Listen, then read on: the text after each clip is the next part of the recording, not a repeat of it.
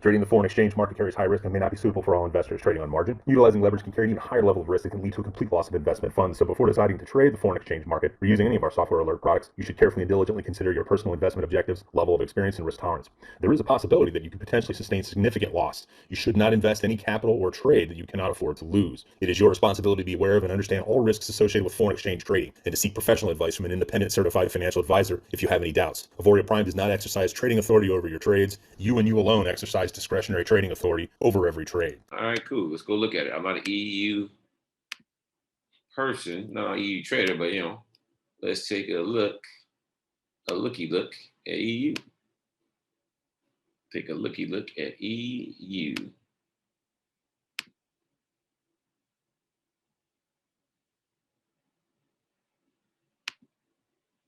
So you see here EU, we're on the 15-minute chart.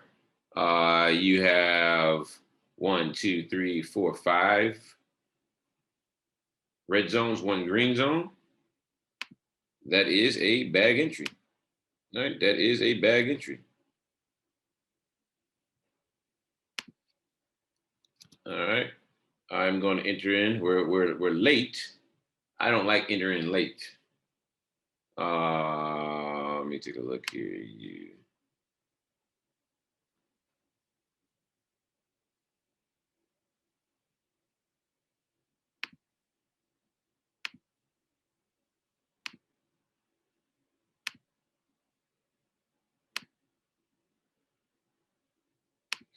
So I'm looking at the G pairs. They're trying to push up, some of them.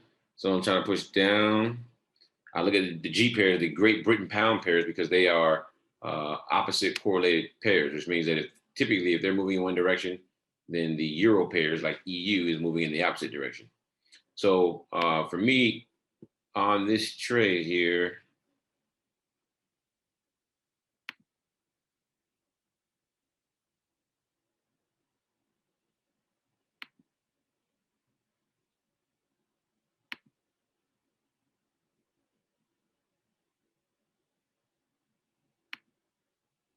even zones on the H1.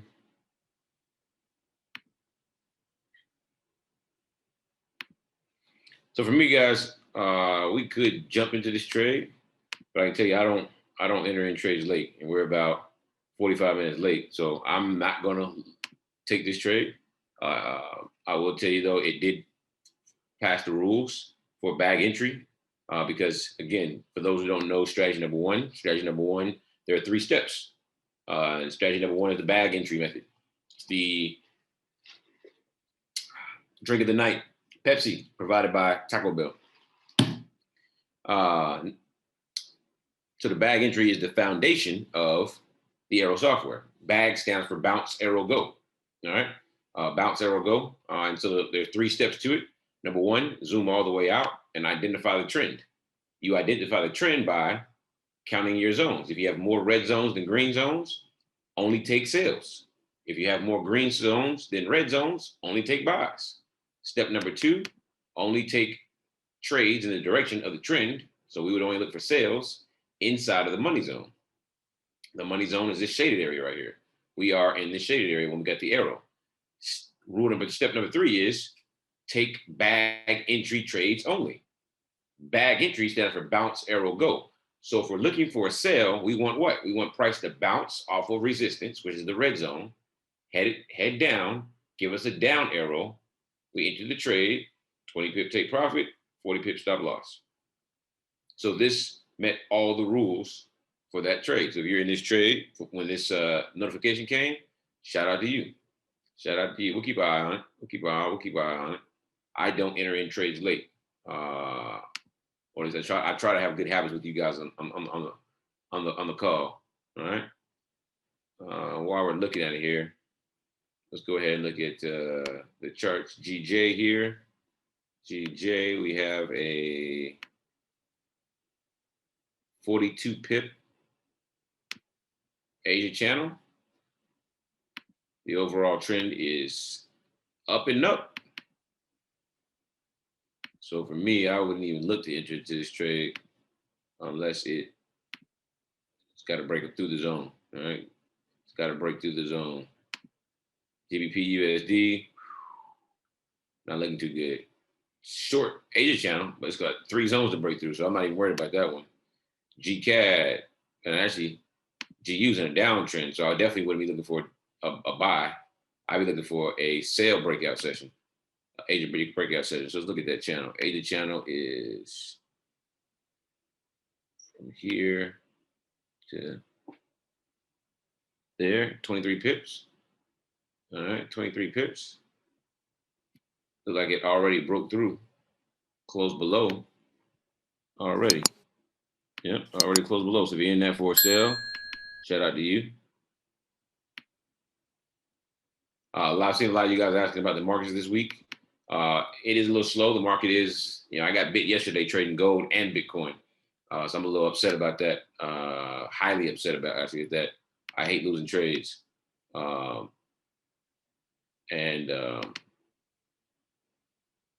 It is NFP week. So NFP stands for non-farm payroll. All right, non-farm payroll.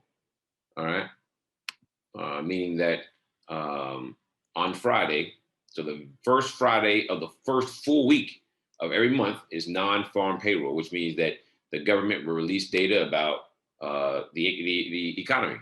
From a standpoint of unemployment, things of that nature. All right, and so that right there can cause havoc on the market. And typically, the week of or leading up to NFP, like this week here, is a rough week. Very rough. So 23 pips for so trend if you're in GCAD. That was an 80 session breakout. All right, we're late on that one. We missed that one. I don't chase them. It looks pretty good here. Downtrend for GI. Downtrend for GI. For me, let's check that zone there. It's gonna have to 41 pips, but then when it breaks that zone, how many pips to the next zone? 21 pips. We'll see. It's kind of close. GPNZD. We have more red than green, but it has 2 zones to go through. So G pair is not looking good tonight. Whole market looks dead. G Chef, man, this is crazy. An uptrend. Oh, I hate weeks like this. I gotta tell you this. Sometimes you just don't trade every day. We may not take a trade tonight. It's not looking good. We may not take a trade tonight. SPX 500. Break it to the upside. I had a nice little bag entry here before the money zone though. Plus this New York session pair. As that's the stock exchange. Gold just chilling. Bitcoin trying to push up, but it's rejecting that zone there. Ethereum, little rejection there, and the EURUSD like it's heading back down. All right, trying to head back down. So it's a little slow right now, a little slow. But yeah, that's the main reason why it's slow is just due to the fact that we are we give NFP. Knowing when not to trade is almost as important as knowing when to trade. Keep that in mind. You don't have to trade every day. I'd rather trade twice a week, 2 days out of the week, and catch 100 pips than to trade every day of the week, catch 100 pips, and then lose 50 pips and only have 50 pips positive by the end of the week. You see what I'm saying? So, Brian says he doesn't trade when the markets look like this. Market makers waiting on Friday to run the markets on Friday. Sunday is a better day to trade for me and begin my month. Yep, that works for you, cool. It's just a sketchy day today, I'll tell you that.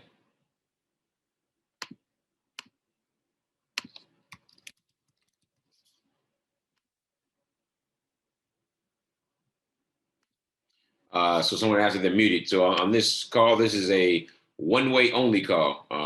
So I can speak to you, and if anything, you guys have to, send in questions in Q&A or put anything in the chat. All right. So there's no way for you guys to talk. Someone said they caught a bag entry, GBP bag. I don't know which one that up 5 pips right now. I don't know which one it is. GBP bag. That's not one. So you might have to place that back in the Q&A so we can take a look at it.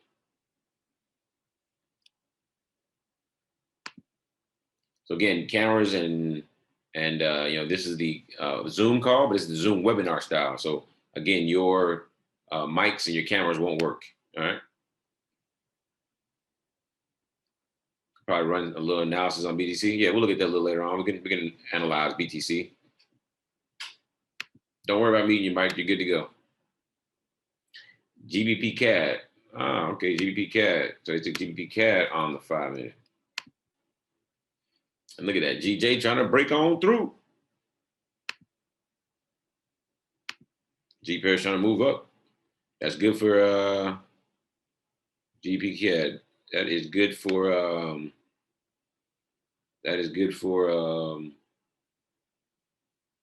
EUR USD.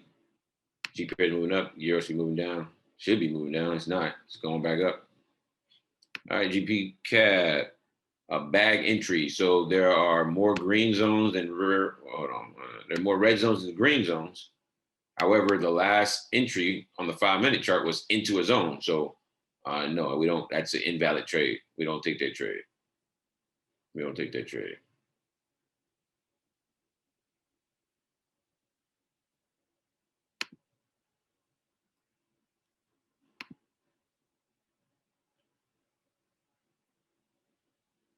Oh, you guys can see the charts. My fault. All right, GCAD. Here is the 5-minute chart. Right here, there's a bag entry. But again, I don't know if the zone popped up a few minutes ago, but that's an invalid trade. I wouldn't, if the zone was there, which it looked like it was, because it started way back here, I wouldn't be looking to take that because that's inside of a zone. So again, you have to have, from a bag entry standpoint, this is a bag entry. There are more. Please zoom out. More red than green. So you're looking for sales only. And so a good bag entry would have been here. Bounce, arrow, and you see there's clear skies now. There's no zone down there. And you see here, once you got in, little pullback, 5 pips, and it dropped 20 pips. So that's a bag entry. You don't want to take it with the zone there. All right. That's invalid. You don't want to take it with the zone. G Chef on the M5. I was talking to somebody earlier in a couple of groups, guys, and I'm going to be looking to try to take a lot more of the hour trades on the hour chart, just due to the fact that, man, those 1 hour charts be hitting different. Cats catching them 50 pips. So we get some hour charts, we get some nice bag entries. We'll be looking to take some of those. Let's go see what that UK 100 looks like right now.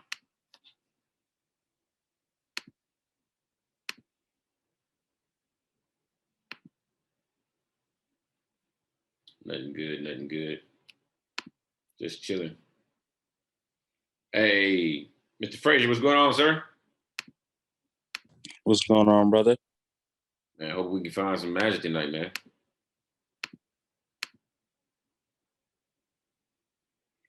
All right, so we got GU and GCAD for strategy 4. Let's go take a look at it. GU and GCAD, someone said they jumped into it for strategy 4. Let's go take a look. So GU,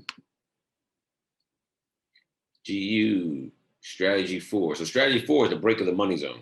So if the overall trend is down, all right, we got more red zones than green zones, then we are waiting for the first candle inside the money zone to break below the money zone. So that's a negative trade. You shouldn't be in that trade right now.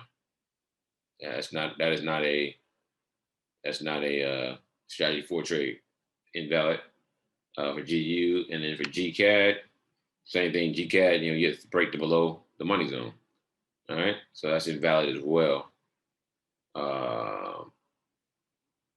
GCAD is valid. I see a strategy 9 setup. I see a bag entry on GCAD.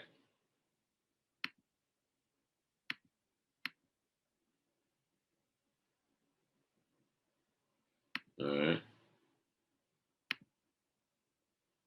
GJ pushing. GJ pushing.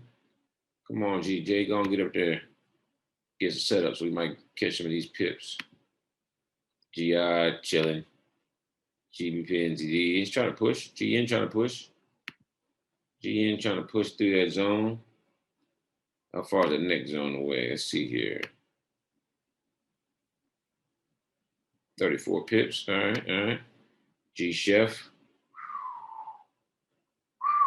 G Chef pushed. G Chef pushed. Let's see how wide that zone is. Let's see the Asia channel. The Asia channel.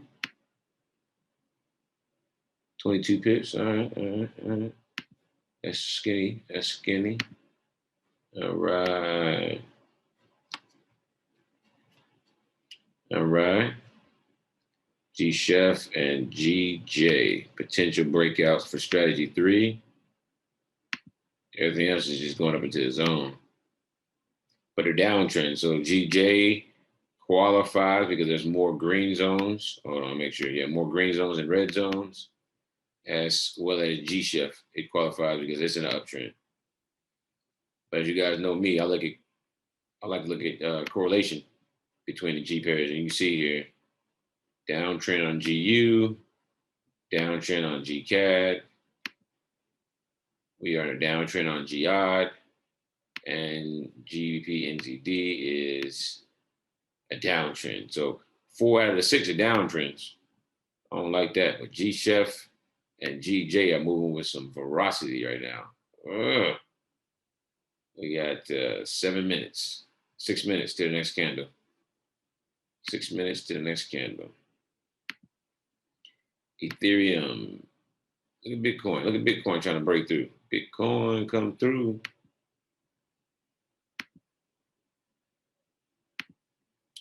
Let's take a look at the Bitcoin. Just broke through that zone there. So Bitcoin, somebody want to analyze Bitcoin. So we're going to analyze it. We can clearly see, Bitcoin is in a nice uptrend. Yet again, the bulls have control.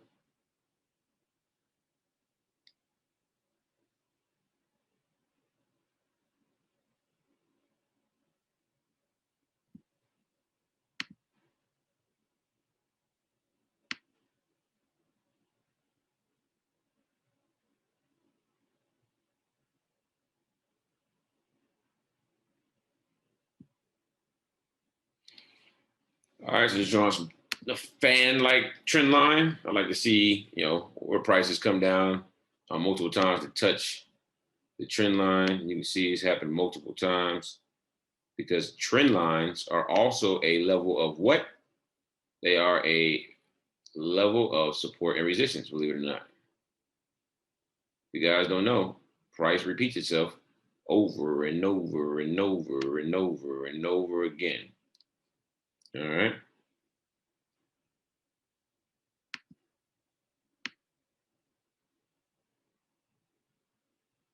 For those that are in this here, Bitcoin looked like it broke out of a nice little wedge. A nice little wedge right there.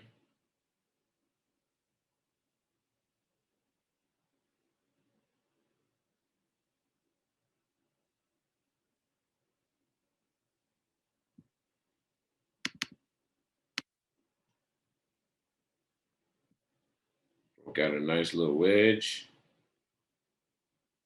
Let me change the colors on the wedge so you guys can clearly see that.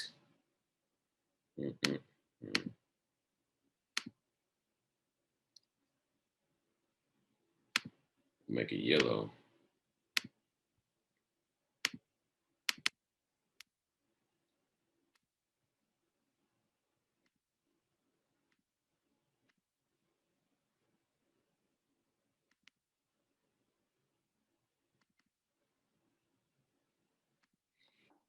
All right, so you can see here, price ran up this trend line here, just bouncing off of it, broke through, bounced off of it, came through, found another level, bounced off that, then went into this wedge here, inside this wedge. But it's hitting this trend lines, it's coming down, hitting this overall, these multiple trend lines that I have going. back into the bottom of that wedge, which you see intersects with the trend line. Boom, boom, boom. It's riding that upward trend line of the wedge up. Finally broke through it, came back, retested it a couple times, hit a level of support, took off. All right, took off.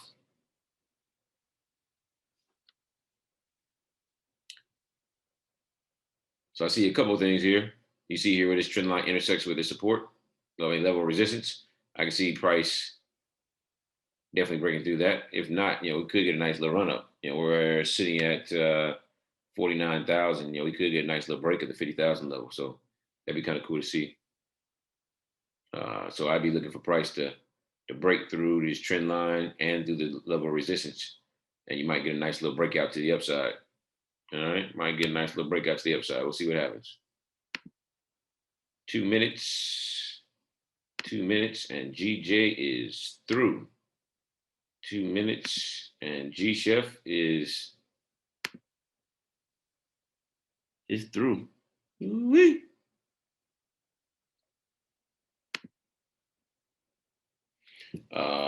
Let us check the news.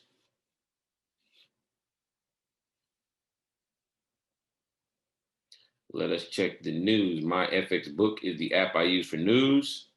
All right, My FX Book. You can download it for free on the Play Store or in the App Store. All right. If you want to look online, there's another app you can use, or not app, another website you can use, forexfactory.com. We've got Euro news in 16 minutes, orange folder Euro news in 46 minutes. A lot of Euro news tonight.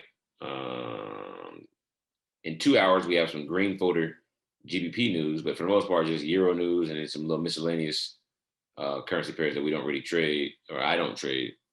And then in the morning, New York session, we got some ADP employment change, so some pre-NFP news about unemployment.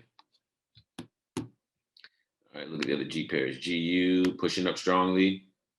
GCAD pushing up. GOD trying to push up. GN trying to push up. All right, great. That's what I like to see, everything pushing up, which means that I'm going to take the trade or the E. All right, I'm going to take that trade. Definitely take GJ. GJ and G Chef. All right. I'm looking to take both. Well. G Chef trying to come back down. All right, so G Chef is underneath. GJ is right above. Right above. So I'm taking the buy on. Yeah, I'm taking the buy on GJ. 20 pip take profit, 40 pip stop loss. I'm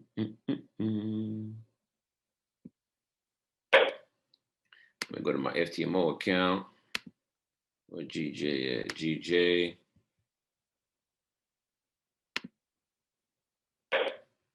Take that on GJ as well. We take that. Did that a couple times on GJ. All right.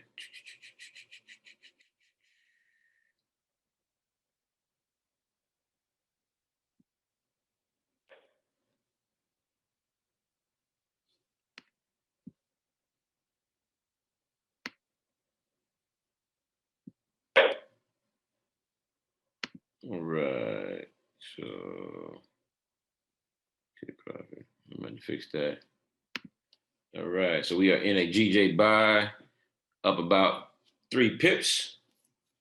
All right. I got 2 positions on my FTMO account. For those who don't know what FTMO is, there are a lot of firms out there that have made their money available for traders to trade with their money. So if you can qualify, and usually their qualifications deal with how much money you can lose on a daily basis. Usually it's around 4 to 5%, and then how much you can lose for the full month, which is typically around 10%. So if you can stay within those guidelines and you can make 10% or more a month in growth on the account and stay within those guidelines, you can get fully funded on an account up to, there's actually a company we just found out today will actually give you up to $2.5 million, up to 2.5 mil to trade of their money. If you stay within the guidelines and you work your way up, you know, that's the biggest I've ever heard, is being able to work your way up to $2.5 million. So that was huge. But imagine having $100,000 account and being able to trade that account, and you get to keep 70% of whatever you make. So if you make 10,000, you get to keep 70%, which is 7,000. And you know, again, OPM, other people's money. So it's a pretty cool platform for those who are into that type of thing. Then there's some that would rather trade their own money and have a little bit higher level of risk.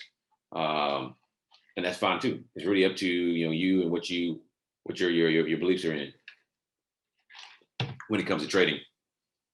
So we're in the GJ by G Chef. I didn't get into that one. I'm sorry, G Chef. I didn't get into that one because it closed underneath the blue zone, the blue line, and the blue line was where the zone, top of that zone was at. So it closed underneath that. So I didn't enter that trade. So I only entered into GJ. All right. There goes. Stop that real quick. There goes the. There goes that, man. Yep, EU is typically a New York session pair. You're right. Yep. If you guys don't see here, I don't really have the Euro pairs on my charts anymore. As I've been trading more often, you guys know majority of my trades are on the pound pairs because I've studied them for so long. Then I also have S&P 500 and gold, as well as having cryptocurrency on there. So trying to stick to what my strengths are in, the pairs I've had the most experience, because like my original mentor told me, and I did it for 2 years. Find one pair, stick with it, learn it intimately. So GJ, you guys go look. We have a lot of trades on GJ, and we have never lost a GJ trade. The only currency pair trade we've lost has been a GCAD that I lost. The group didn't lose, and then GBP NZD. The other two trades were cryptocurrency trades. So when it comes to GBP, JPY, and a lot of the pound pairs, we just don't lose very much on this call with those because, hey, we have put the time in to learn those. All right, we put the time in. So give me a second, guys. I got to reboot the VPS. All right. Yep. Yeah, I see him. Shout out to Calvin in the house. When Calvin's on the call, we make money. So y'all tell Calvin he can't be missing too many calls. We trying to get paid. Calvin, what's been up, man? What's new? What's shaking?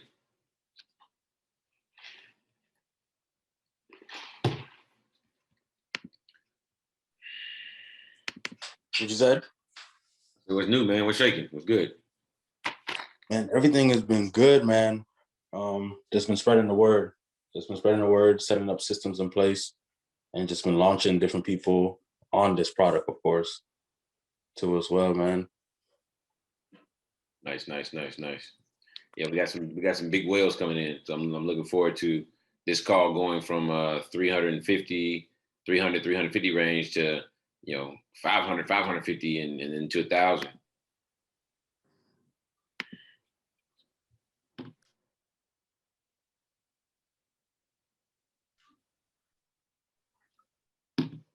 That crypto market about to be looking good in the next couple of days. Yeah, man. Just trying to make a move.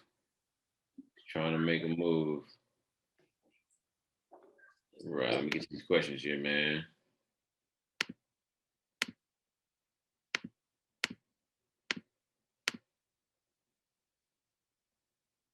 So someone says we got tentative red photo news on GBP and Forex Factory. What is the news about? Hold on. Matter of fact, let me go ahead and pull up the Forex Factory.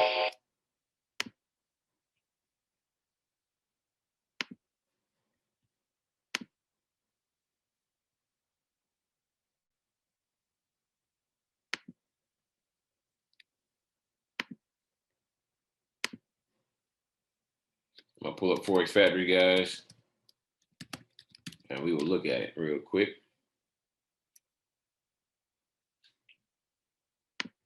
Share my screen, everything back up and running. Shout out to all 290 of you guys on the call.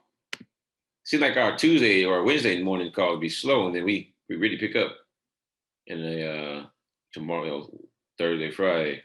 So tentative annual budget release.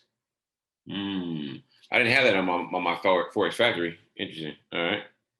We'll have to keep our eye on that one. It says tentative, so and there's no time frame, so we'll have to look out for that one. We'll have to look out for that one. We're currently down about 4 pips right now on GJ. All right, down by 5.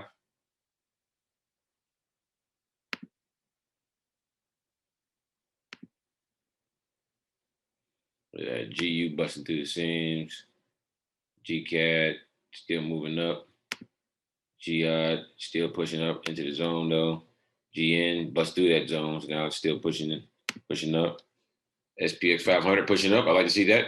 I like to see that because SPX 500 and GJ most of the time correlate together. So if SPX 500 is pushing up, there's a good chance that GJ is trading, pulling up. So I tell you guys, understanding how markets correlate helps you tremendously. It's another level of confirmation. All right, another level of confirmation for me. Bitcoin just chilling. Ethereum, yeah. UK 100 was already trending upward, so only down 2 pips now in GJ. Let's go to FTMO account. Down 3 and 4 on the GJ trade.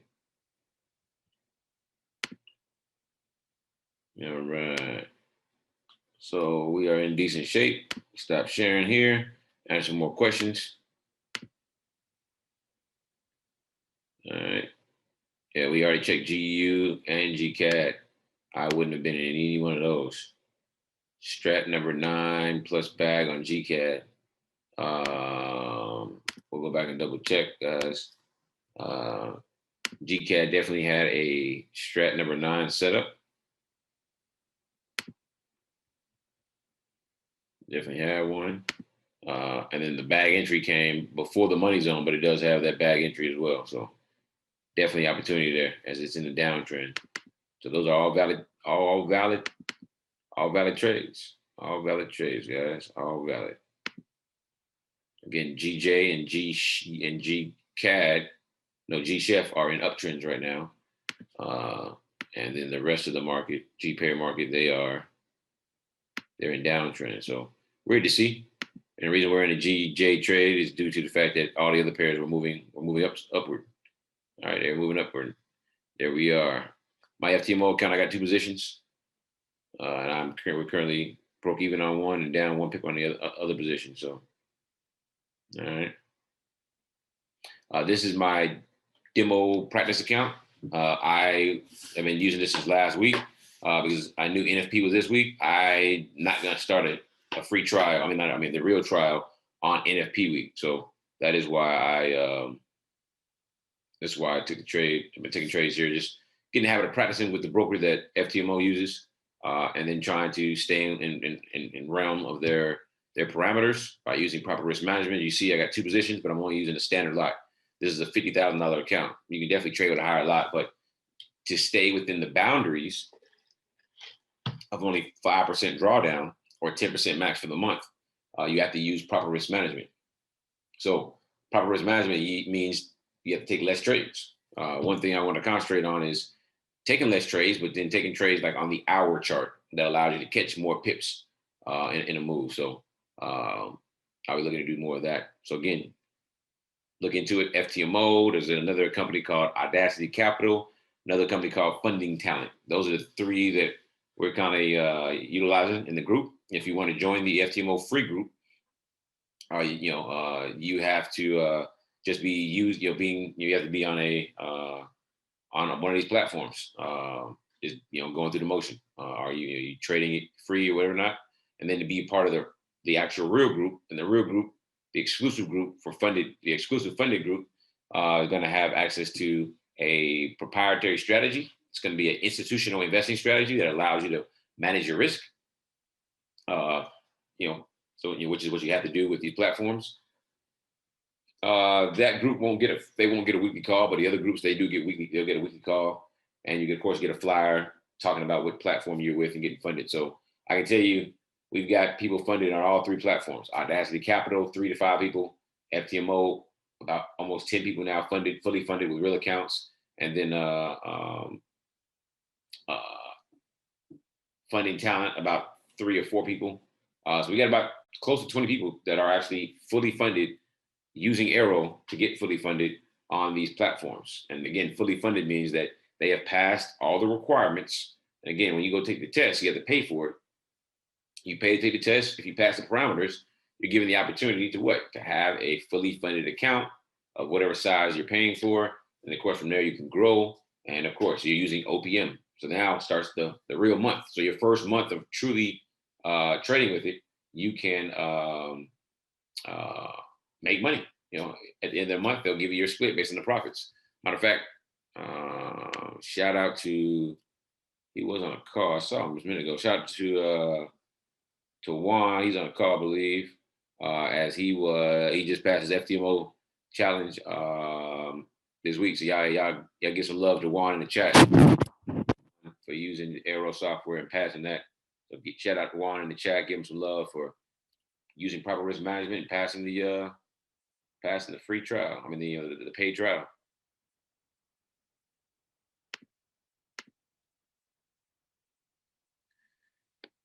So someone asked about what was with gold. What was with gold trending with SPX? It burned me as well. So I got burned yesterday. It happens. I mean, typically they shouldn't be trending together, but they do trend together sometimes. And typically when it happens, it's not a good look. It's the market. Typically the reason when the economy is up, you see the indexes like S&P 500, NAS 100, US 30. You see it trending up. And then you see gold going the opposite way because gold is seen as a hedge against the economy.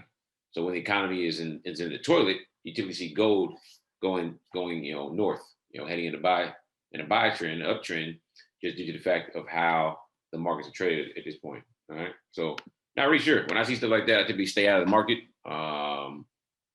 When I took that gold trade yesterday, it had been in a sell trend hard. I took it. I got burned on the buy. I had to close out. It happens. It happens. That's why you manage proper risk management so that you don't get burned. All right. GJ just took a dump. Yeah, I'm looking at it. It's not really a dump. We're down like 6 pips. So remember, guys, the price never goes straight up. Never goes straight up. So we're down. We're down 4 pips. Down 4 pips right now. So price never goes straight up.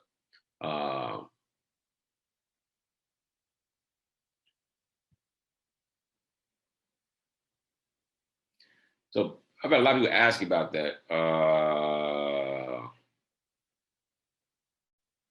about the money zone and why it looks different certain days and things of that nature. So I'm gonna show you guys here on the money zone. You guys see GJ, we're down 4 pips. So this money zone is bigger than this money zone currently. This money zone is smaller than this money zone. The money zone is based off of price. So the height the height of the money zone, the width is always the same. It's 12-hour time frame. The height is going to vary based on price. As you can see here, the lowest wick is down here, and the highest price is here. So the lowest price was here, the highest price was here. Over here, the highest price was here, the lowest price was here. It's all based off price. Like I've always told you guys, these candles turn green and red based off of price and the direction it's moving. The zones pop up and disappear based off of price. The money zone shrinks, is longer or shorter than others, other times, based off of price. Whatever price does is how the actual visualization of what the market is looking like. So what it tells me here is that, hey, we had these 2 days here, the money zone is very long, which means there's a lot of volatility in the market. So the market had big swings on those particular days. Then it got to this day right here, which would have been, I believe, Monday. And there was a lot less volatility. All right. Now I'll tell you one thing, guys. If the market makers aren't moving a certain pair, because again, market makers there's more than one market maker. A market maker can't handle the whole entire forex world. So the way their algorithm works is the majority of the market makers now just run based on algorithms. And the way it works is if they're working one currency pair, and you see here they worked this one, big drop. And then had a little retrace, and it's just sitting there, not really moving around. If price is moving sideways on one currency pair, that means that market maker is typically working their other currency pair. And so, while they're working one, the other one's just kind of sitting and chilling. While they're working another, then they flip back and forth. And so that's kind of what they do.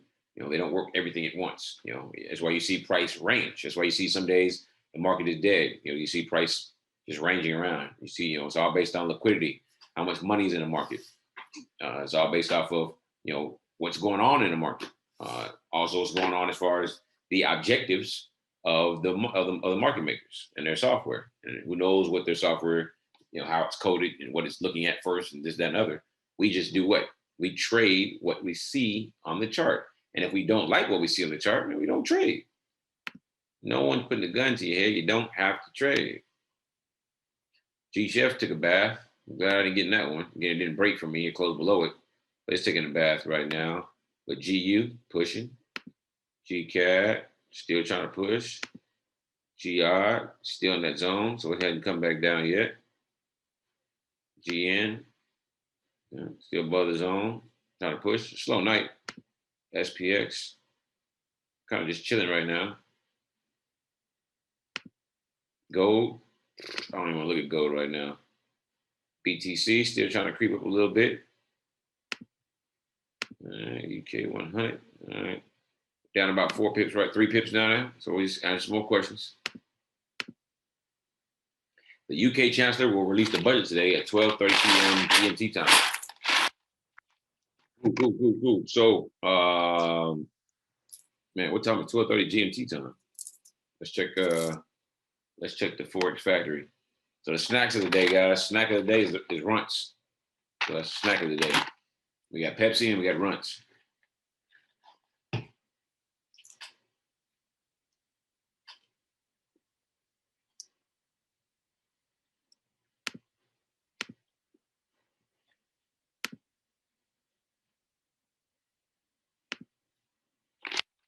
They update on Forex Factory. And then I'm going to check.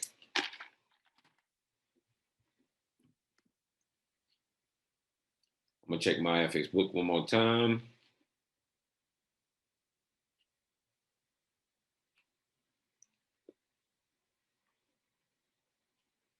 Nothing on here about GBP news on Forex Factory.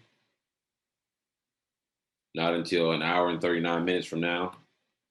So I wonder if that's 12:30 GMT time. And then again, annual budget release. That's it. Still says tentative. So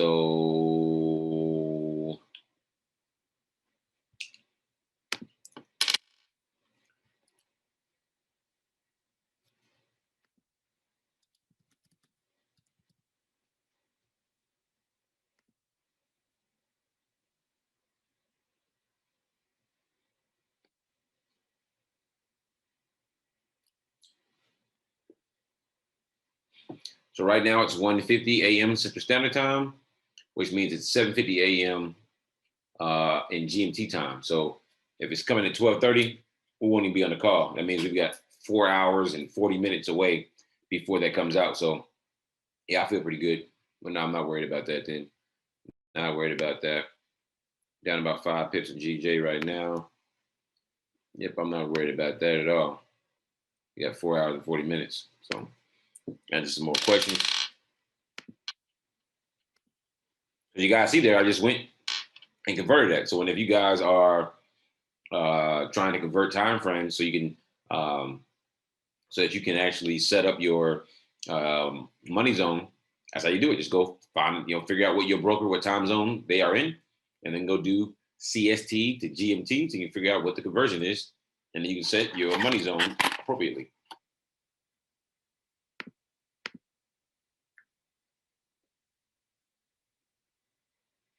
EU trade 1 hour. I didn't know I was looking at the 15-minute on the EU trade, guys. Let's go back and look at the charts. On the EU trade, well, I took it off the chart.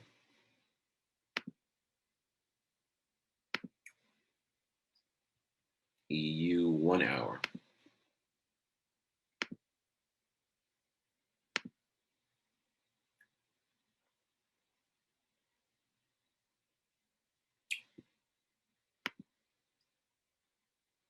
So the EU trade 1 hour came yesterday, so that was a long time ago, guys.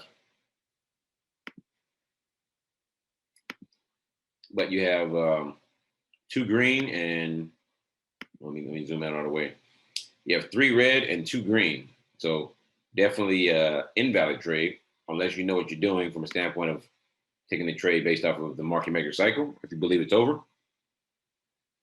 But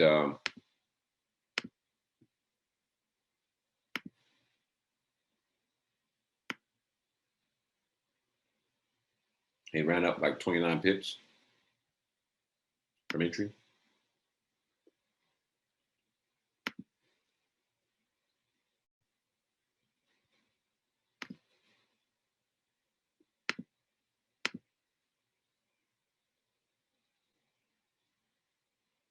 Ooh, I see a bearish continuation pennant on EUR GBP H1.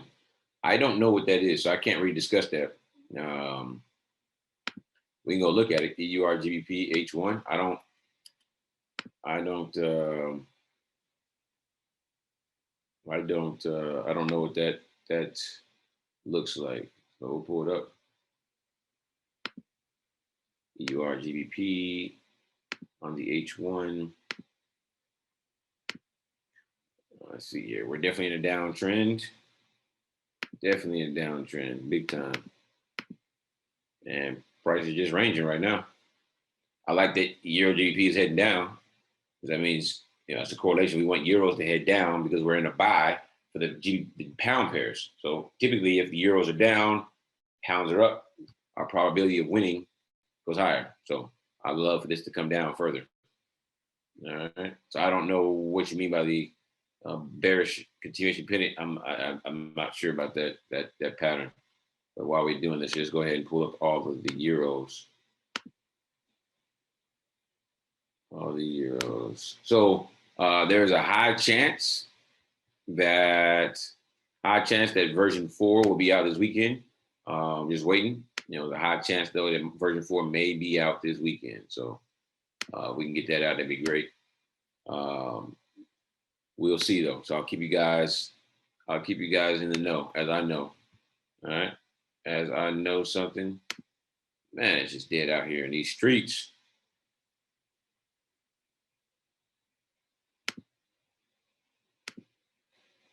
And then last but not least, euro to the JPY. All right. It's the only one that's up. All right. All right. So again, we're just down about 4 pips right now on GJ, down about 4 pips. Add some more questions. What time frame do I suggest to trade indices on and why? So I'll say this, and I don't want to be rude. If you have to ask what time frame to trade indices on, you're not ready to trade indices. Please learn to master the forex pairs, guys. Just because you see people, trading indices and cryptocurrency, do not follow them. They have experience. You can see them making a lot of pips.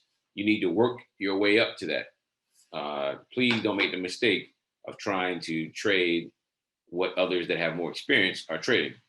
Stick with the forex pairs, trade responsibly, learn the strategies, and as you hone in your skills, then do it. All right. And if you do it demo first until you get consistent. All right. As far as the indices, I trade on the 5-minute chart. Now, why do I trade the 5-minute chart? I trade the 5-minute chart due to the volatility of the indices. On the lower time frames, you can typically have a more precise entry and lessen the amount of drawdown you're in. Because indices, because of their volatility, you can catch a lot of pips very, very quickly. You can lose a lot of pips very, very quickly, just like cryptocurrency. So definitely make sure you are being cognizant of what what you're doing. All right.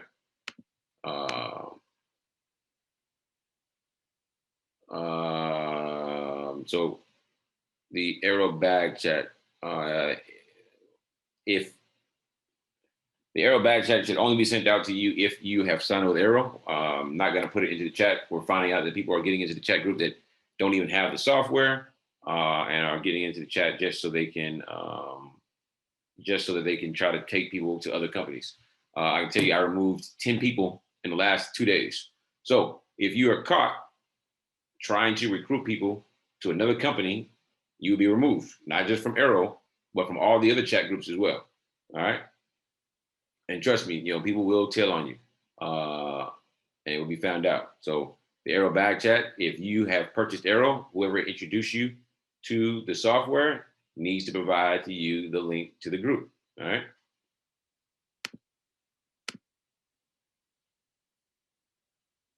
All right. Someone says they were recommended to. All right. Give me 1 second here.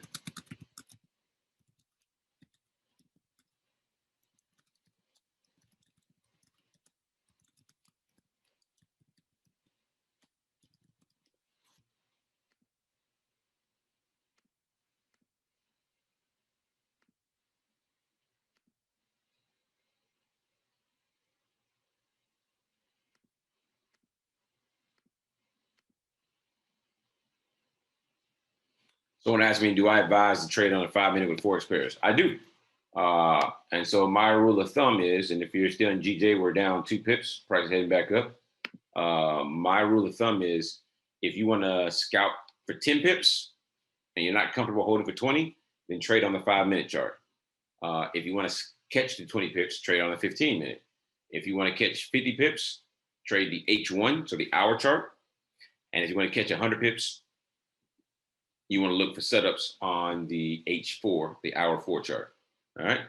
That's what I advise on the time frames. Again, all these stuff, again, I'm finalizing the PDF now and hopefully have that out this week, especially with strategy number 10. Did you guys have that? And then on the PDF, I'm going to have a FAQ, so a frequently asked questions section, where I give a bunch of questions, or I have a question and an answer, so that you guys have a lot of information out there. All right. Try to get that out to you guys.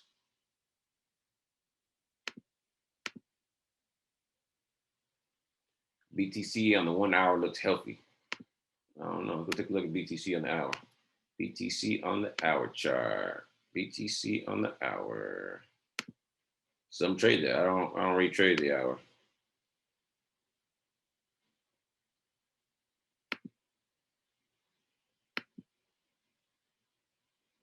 And there wasn't no bag entry. You got an up arrow, but it wasn't no bag entry. So, but here's a bag entry here. Bounce arrow. Let's clear this chart here so I can clearly see here. There we go. GJ plus 3 pips, baby. Let's go. Back in the money. I said price never goes directly where you want to go. Gotta have that patience. So here's a bag entry. Bounce arrow go for Bitcoin on the 1 hour. You see it has a retrace of about, so that's 82,000 pips, which is really 8,200 pips. So remember, 82,000, the number you see there is points. You got to divide that by 10 to give you the actual pips. But that bad boy ran up to the next zone, and you would have caught 381,365 points, which would have been 38,000 plus pips. So even if you had a 0.01 lot size, you would have made $380. But at 0.01, you'd have been down $80 and made $380. That's a pretty good risk reward ratio right there, if you ask me. So like I said, these H1 charts, man, these H1 time frames hit different, guys. Bag entries. And let's go look at the forex pairs. Bag entries on the 1 hour can be very lucrative. So here's GJ in the 1 hour. All right. Look at that right there. Overall trend is what? Up. We got more green than red. Not only did you have you had a strategy 9 set up here and a bag entry. And a bag entry, you'd have been in. Got the arrow, you had the bounce. You got the arrow here on this candle. All right, you'd have been in the very next candle. Drawdown would have been 14 pips, and you'd be up. You'd already hit the 50 pips because the goal on the H1 is 50 pips. That's hit a high of 70, so you'd have hit 50 pips on this candle right here. On this candle right here, 14 pip drawdown to catch 50 pips. So I'm going to be looking to take a lot more of these setups, guys, on the call. So if we get some H1 setups, we'll do some analysis and we'll look to take those trades. Try to get some bigger moves. On these bigger moves, you want to do what? Manage your risk, because you're looking to catch 50 pips. There might be some more drawdown. Again, I like the 5-minute chart and the 15 because you have more precise entries, and the opportunity for drawdown is not as heightened. On the higher time frames, your drawdown can be more significant, which means you need to lower your lot size based on the potential, more drawdown you have. All right. But these bag entries on the H1 guys are pretty good setups. Pretty good setups.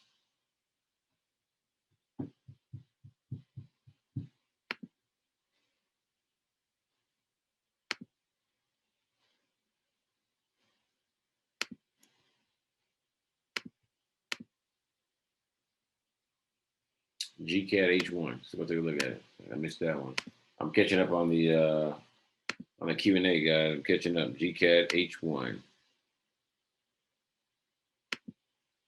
I didn't get a notification for it, so GCAT H1. Yeah, it's similar setup. You got a bounce, got an arrow. You're down about 28. You're about back broke even. You're down about a pip and a half right now. So you head back broke even. What I tell you guys on these, if you're using strategy 9 and you have the 200 moving average here, any bag entry where your entry is going to be above the 200, so your arrow is your 200 moving average is below the arrow and below price, and you're in an uptrend, that's a strong uptrend. All right. If the 200 is above price, I would be looking to take profit at the 200 or not enter the trade altogether. If you're in a sale, you want the 200 above price. So if I got a sale like here, bounce arrow, I want the 200 above me. You have a higher opportunity or higher probability chance of catching trades in the right direction. All right. So when you're in a bag entry trade, you want to make sure on the H1 and H4 that the 200, if it's a buy, the 200 EA for 5 minutes. If it's a buy, the 200 is below price. If you are in a looking for a sale, you want 200 above price. All right. Look, we got a little pullback on GJ, down 9 pips right now. Let's go look at the other G pairs. G Chef hit that trend line. I mean that moving average is starting to head back up. That's a good sign. GU hit the zone, pulling back a little bit, but not too much. GCAT chilling at that moving average there. GI pushing up, so we still got good signs. GN pushing up. SPX zone created there. All right. Gold, what's gold doing? Being stupid as always. In gold, we got problems right now. In gold, got problems. Bitcoin still trying to push. Ethereum.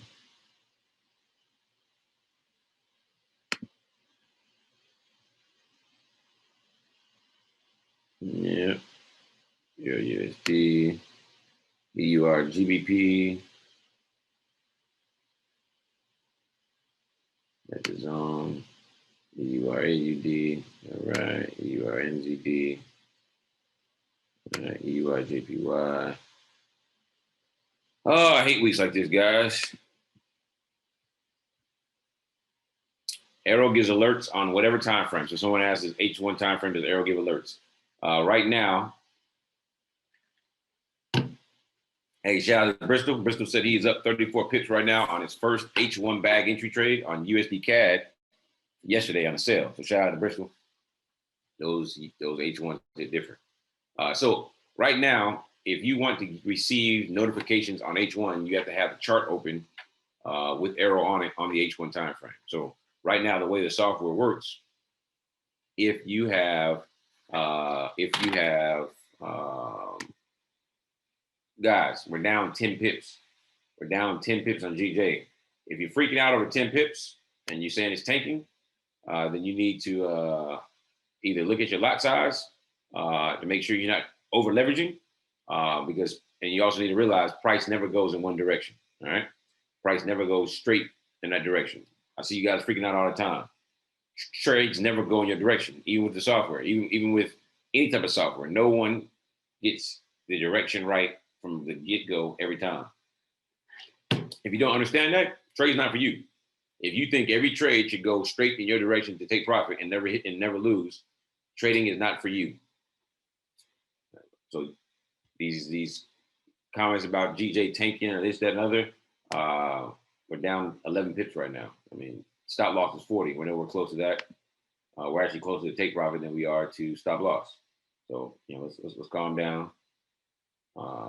It is now officially 2:08, so we're now officially in New York session. All right. Typically at the beginning of New York session, just like any session, you typically have a retrace in the opposite direction, and then a continuation in the trend of the overall direction. It's called a fake out. All right. Go back and look at it. At the start of London session, at the start of New York session, you typically have a fake out, and then price corrects itself and goes in that direction. That is just the market makers playing with you. Happens all the time. Can we lose a trade? Sure, we can lose a trade. Happens all the time. You can lose a trade. But the freak out guys and the 10 pip drawdown, that means your account is over leveraged, which means you need to stop doing that. Even myself. Yes, we've had very good success on this call, but we've lost a few trades. We've won a lot more than we've lost, but even myself, I still lose trades. You will lose trades. The best traders will lose trades. Even the banks lose trades. I gave away $500 yesterday on a call because someone was able to guess right on how many trades JP Morgan Chase lost in the Forex market last year. They only lost 3, which is crazy, but it doesn't surprise me because they have unlimited funds. They have all of our money in their bank account. So they trade with our money. So they can afford to hold a trade and draw down for weeks, months, days, weeks, months, and heavy drawdown because they know the price is going to come back to that same level and they can break out. They can break even. That's just how they play. They play in a different ball game. Man, we just got a bunch of alerts. Let's go take a look at them. We just got a bunch of alerts. Down 7 pips to GJ. GJ heading back the right way. Gold on the 5 minutes. Euro on the 5 minutes. But yeah, we just got, let's go look at gold real quick.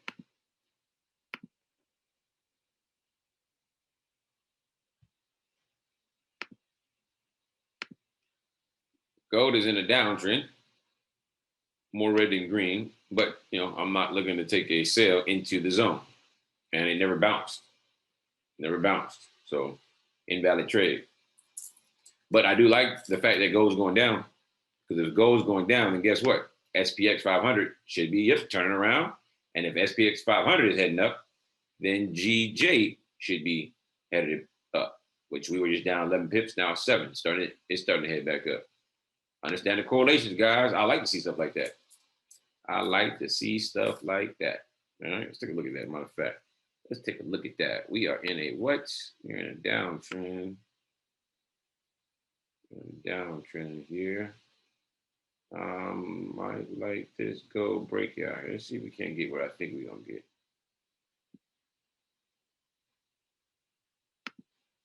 Only down 3 pips now on GJ. Hey guys, I saw the messages for GJ tanking. What are the messages for GJ flying high? Come on, guys. Gotta have faith. Trust the process. All right. Got to have mentality, guys. If you have a negative mentality, you're gonna continue to have negative results. Got to have a positive mentality. And being positive sometimes means, hey, negative results. You may lose some trades. Go back, figure out what went wrong, and learn from it. Oh yeah, more. Oh yeah, we're breaking the bottom of this nice little wedge here in 3 minutes. Look at XPX moving good. GJ, we're only down 1 pip now on GJ. Got to get back in profit. If gold can close underneath this here in 3 minutes, I might enter into a gold trade for a it's a wedge strategy. You know, wedge strategy number 7. Break out of the wedge. Break out of the wedge. We'll see. We'll see. Let me change my lot size for this bad boy. Gold is a pump.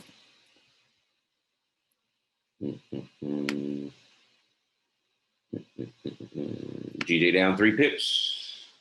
Let me stop sharing real quick and answer some more questions because I'm behind. 43 questions. You guys are killing me. Somebody said they set up gold with the fib.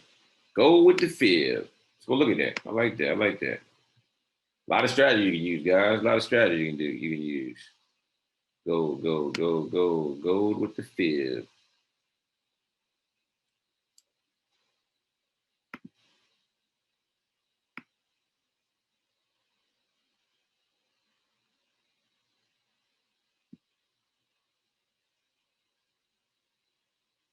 I don't like that fib setup. That's the one you use because it came all the way back to the 100. So that'd be invalid for me. But that's a beautiful setup, though. You look at that. Look at that. In this wedge, you know, on the wedge it created, you got the inverted hammer off the 100. Been straight down ever since, man. That's a beautiful setup. Inverted hammer off of the 100, right here at a level of support. And then after that, it's just been straight down. Look at that gold. Gold moving. Gold is moving. I like it, which means GJ should be heading the right way. We got 1 minute. I'm probably going to enter in this gold trade here in 1 minute. We can't catch a few pips. We're out of session, so I'm only going to go for 25 pips. Only looking for 25 pips.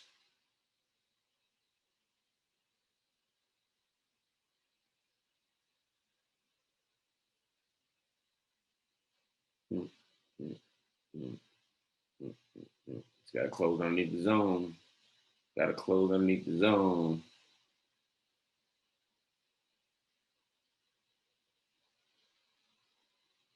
Break of this wedge. See if we can't get this 25. 25. Come on, go. Let's get it. I like that candle. That's a good candle right there. All right, gold is one of those pairs like cryptocurrency indices, guys. Watch your lot size. We're gonna go in on. I'm gonna go on the sell. If you follow me, make sure you watch your lot size. All right. Do not over leverage, especially not on gold. Because gold, I'm in. I'm in that bad boy. We want 25 pips. Looking for 25 pips.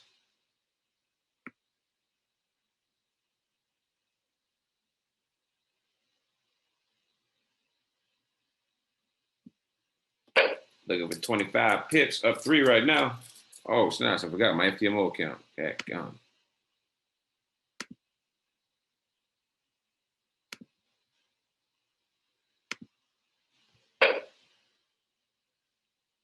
I'm late. How late am I? I'm a few minutes late.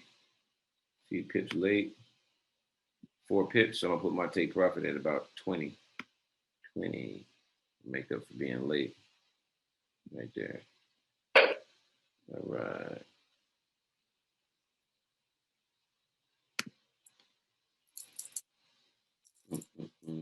Down 3 on GJ, down 7 on gold. Not bad, not bad. All right, now we entered in on gold because of the break of the wedge. All right, break of the wedge. Strategy number 7. The trend is down. All right, the overall trend is down, and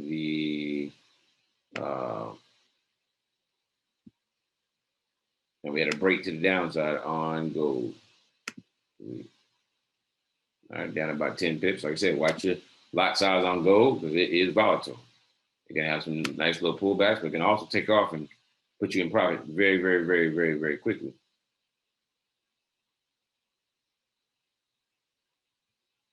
All right. Keep an eye on that. Keep an eye on that. There's some more questions here.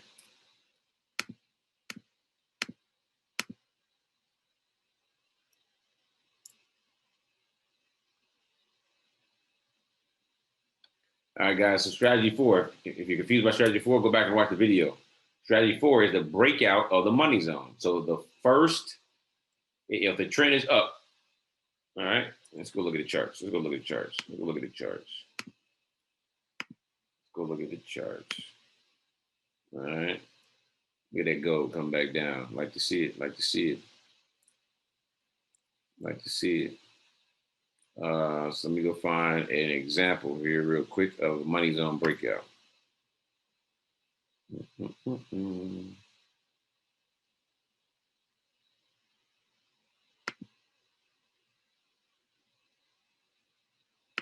Nope, it's not a good example.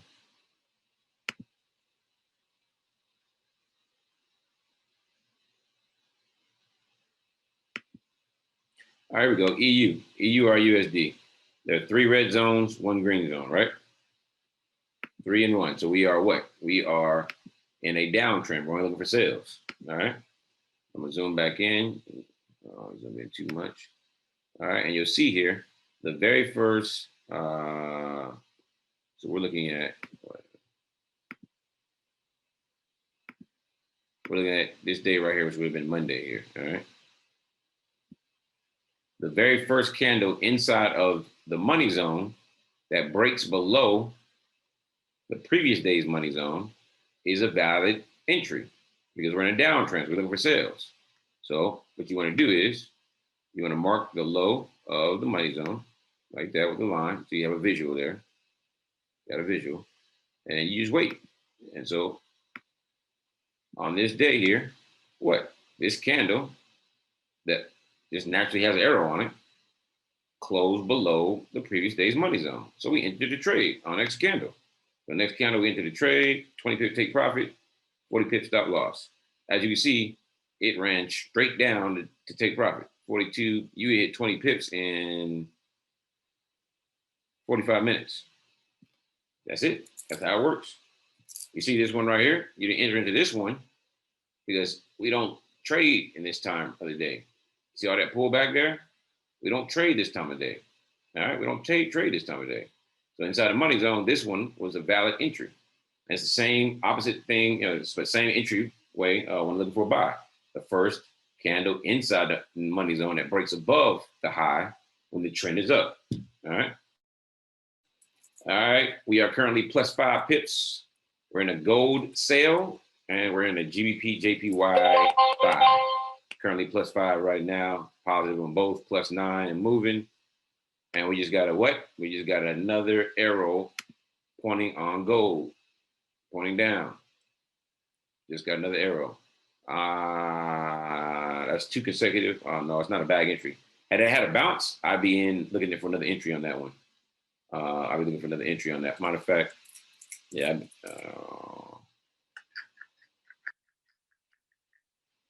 If it was a bag entry, I'd be looking for another arrow. I mean, I'd be looking for another entry. If you guys probably went on this call, I'd probably put another entry on anyway. That's just, you know what? That's to do it. Another entry for a sale, and I'm gonna put it at the same take profit as I had with the other one here. Again, I'm entering based on experience. If you don't have experience, stick with the first entry, which was the break of our what? Of our wedge. All right. All right. Cool. Let me go over to my FTMO account and do the same thing there.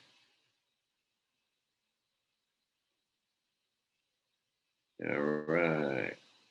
Let's go gold. Let's get it. Let's get it. Plus 8, plus 6, plus 10, plus 7. Looking pretty good on gold. Looking pretty good on gold. We're going to 25 pips. So once I see about 15 to 18 range, I'm putting my what? I'm putting my stop loss in profit at least 2 pips. Ensure that what? Ensure that we don't lose the trade. All right, up 12 and 10. Yeah, we're looking pretty good. We're looking pretty good. We're looking pretty good. GJ slipping a little bit, only down 2. It's just hanging out. Come on, go get that push down.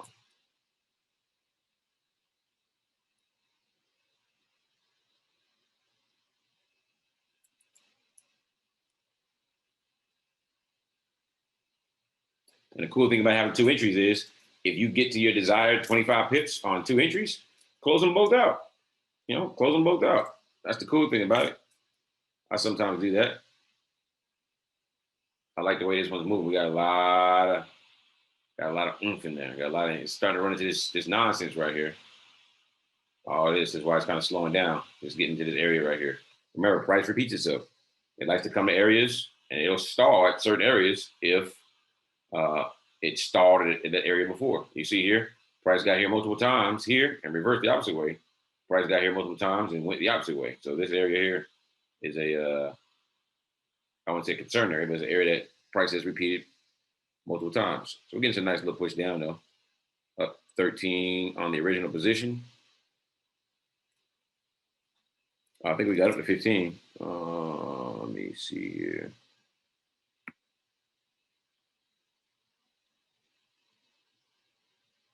Come on, go. Don't do that to us.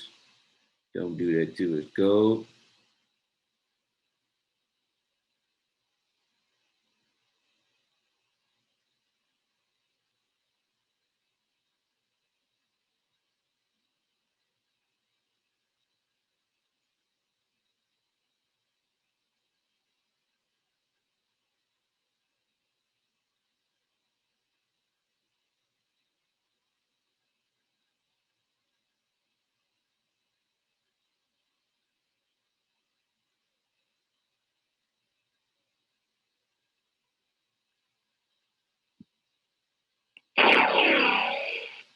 Oops, put it in the wrong area. My fault, guys.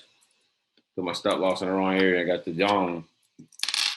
We're up about 26 pips right now. 28 pips on both positions.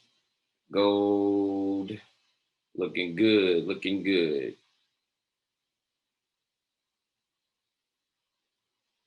Up 30 pips on both positions combined. I like it. I might actually pull the trigger. We're pulling actually. We're coming to the area that's real strong, guys. I'm probably gonna I'm gonna go ahead and pull the trigger, guys. Collect my pips at the door.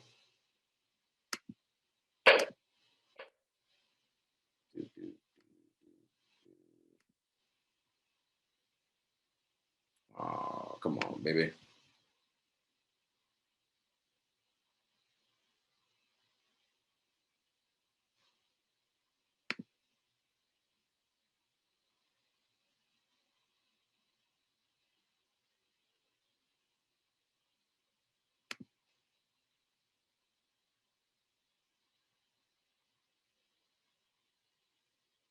I like that.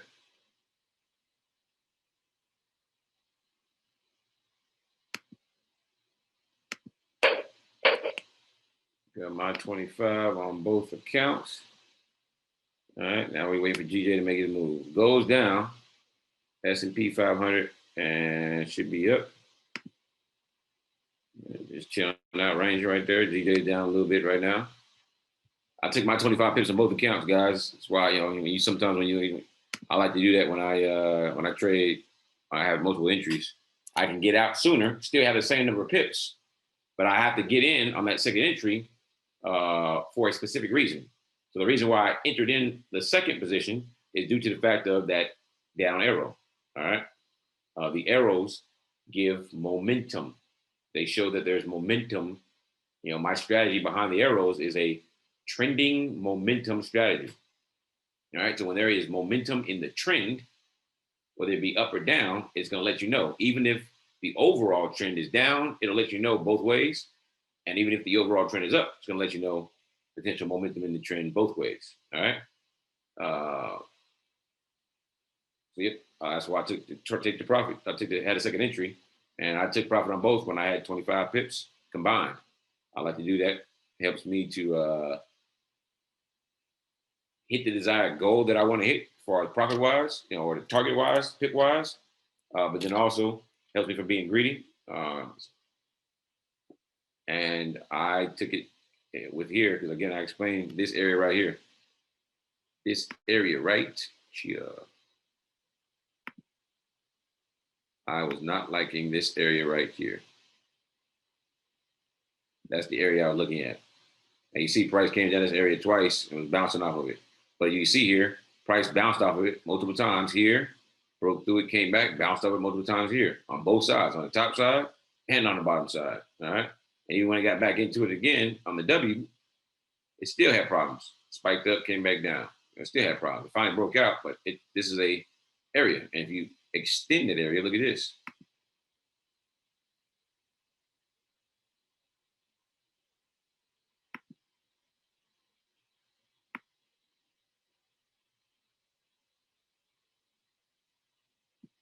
Look at all those wicks. Bounce up, bounce up. All right. And I guarantee you, matter of fact, we'll do it. We will do it. Put the lines on here, guys. I'll show you. We'll go back in time. We'll go look at it. This area right here. Now, does this mean that price will never break through here? No. But for me, I don't want to give price the satisfaction of doing exactly what it's doing, going all the way back to entry. All right. So when I see stuff like that, I take my profits and I move on. But if we go look at this here, look at that. Look at that, guys. Look at that. I can't make this up. Look at that. Came to that area, rejected it. Came to the area, rejected it. Got close, rejected it. Got into the area, just sat there for a while, finally broke through. Let's go back and look some more. Wow, look at that, guys. Look at that. Look at that. Got in the area, bounced off, bounced off, bounced off, and it's gone. Look at that. Look at the wicks. Right into that area. Looking left, understanding what you're looking at will allow you to do what? Allow you to be able to see things that may happen in the future. I had a good feeling that this area was a problem. I said it. So, yep, I didn't like that area. I'm glad I had the second position. Even if I only had the one position, I'm looking to get out. I would have got out. Because guess what? We're not in the session for gold. Gold is a New York session pair. When I trade pairs out of the session, I typically cut the take profit in half. And I'm also looking to what? I'm also looking to scout really quickly. If I see that my take profit typically for gold is 50 pips, I cut it in half to 25. It didn't get there. We got 15 pips. What we get to? We got down to as much as, I got almost 30 with both positions. It dropped 19 and a half pips. So it got down to almost 20 pips. That was a good, nice little lick right there. But I had two positions, so I was able to catch almost 30 on this account and 25 on the other. That's all it takes, guys. Especially when you're trading like the FTMO. You gotta march the drawdown. What is that? Euro NZD. Euro NZD. Right into the zone. Not taking it. And then gave it Euro AUD. Euro AUD. Bag entry for a sale, but do we have the clearance? Do we have 20 pips to the next zone? Negative, Ghost Rider. We got 15 pips. I'm not taking it. I'm not taking it, especially the way this market is moving. I'm waiting on the GJ. We already caught our, if we got in both positions, we should have closed out profit in gold. I was able to get almost 30 on one account, 20 on the other. We are currently down 4 pips in GJ, looking for that move up. I'm feeling good about it because gold is down big and SPX is heading up. All right, heading up. Let's go look at that gold. Is it back down? What are we doing, gold? Gold back at our entry. So I hope you guys took profit on that gold. Hope you guys took profit. Exactly. Can't go broke taking profit. I got 53 questions in the Q&A. Y'all not gonna let me breathe tonight. Let's go look at now, guys. Hey, my style is conservative. I am a conservative trader. If you haven't figured it out, I am conservative. I have no problem cutting my my losses short. I try not to on losses, but I also have no problem cutting my gains short. Profit is profit. Now, I understand when to let things run, but for the most part, I'm looking to get certain targets, and if I see some issues, I'm getting out. But again, that allows me to lock in gains. Like I've been saying, you can't go broke taking profit. Someone said BTC to the upside. Golly, look at BTC.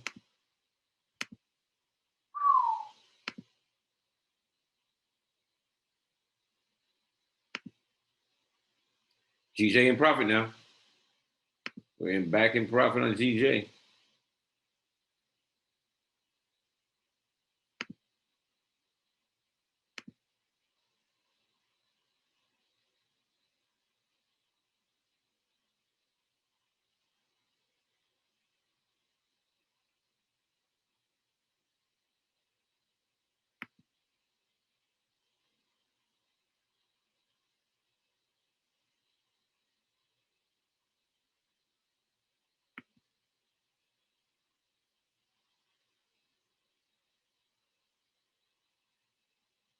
I'm trying to find entry, guys. I don't even see a reason why I would enter into this BTC trade.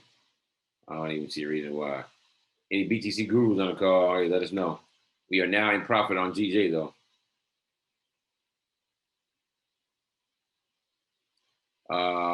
So do not worry about your time in EST.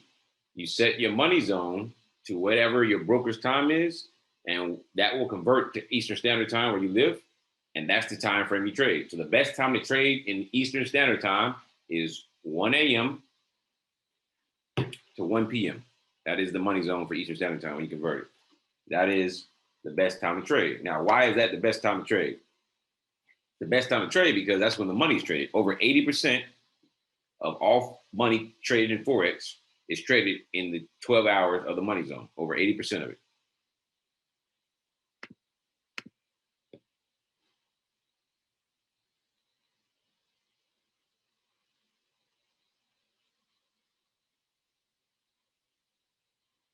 Let's see here.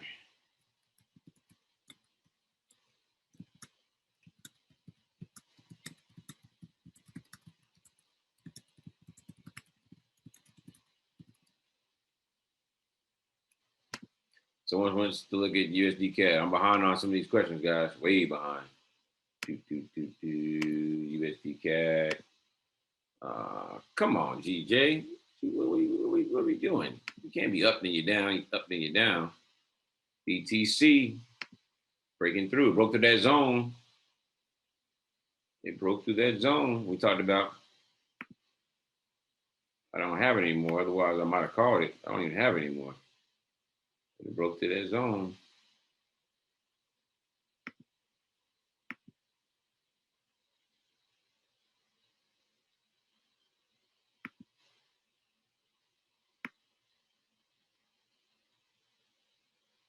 That's the one right there. It broke through the zone and the trend line. Beautiful. Beautiful. Look at that little wedge right there. Beautiful. Now let's see how high it may possibly go. How do we do that? We look left. We look a left. We look a left. Here, look at it. Look where it's at right now. See all these wicks at the top? Oh, look at that. Look at them wicks. You know, it's an area where price is what? Turned around from before. All right. So price could really turn around right where we're at. I wouldn't even be looking to get into this trade right now. But then again, it is Bitcoin. So all right, definitely if you are in a trade, we'll be looking to take it to the bottom of the zone. I'm on the 30 H1 chart. So 51,300 area. In that area, 51,300 to 51,320 in that range. It's about 6,000 pips or so from here. But I'm not personally going to enter in the trade. Looking left, you see too many areas of where price rejected this area that it's in right now. Yeah, just recently. So I wouldn't be looking to trade it.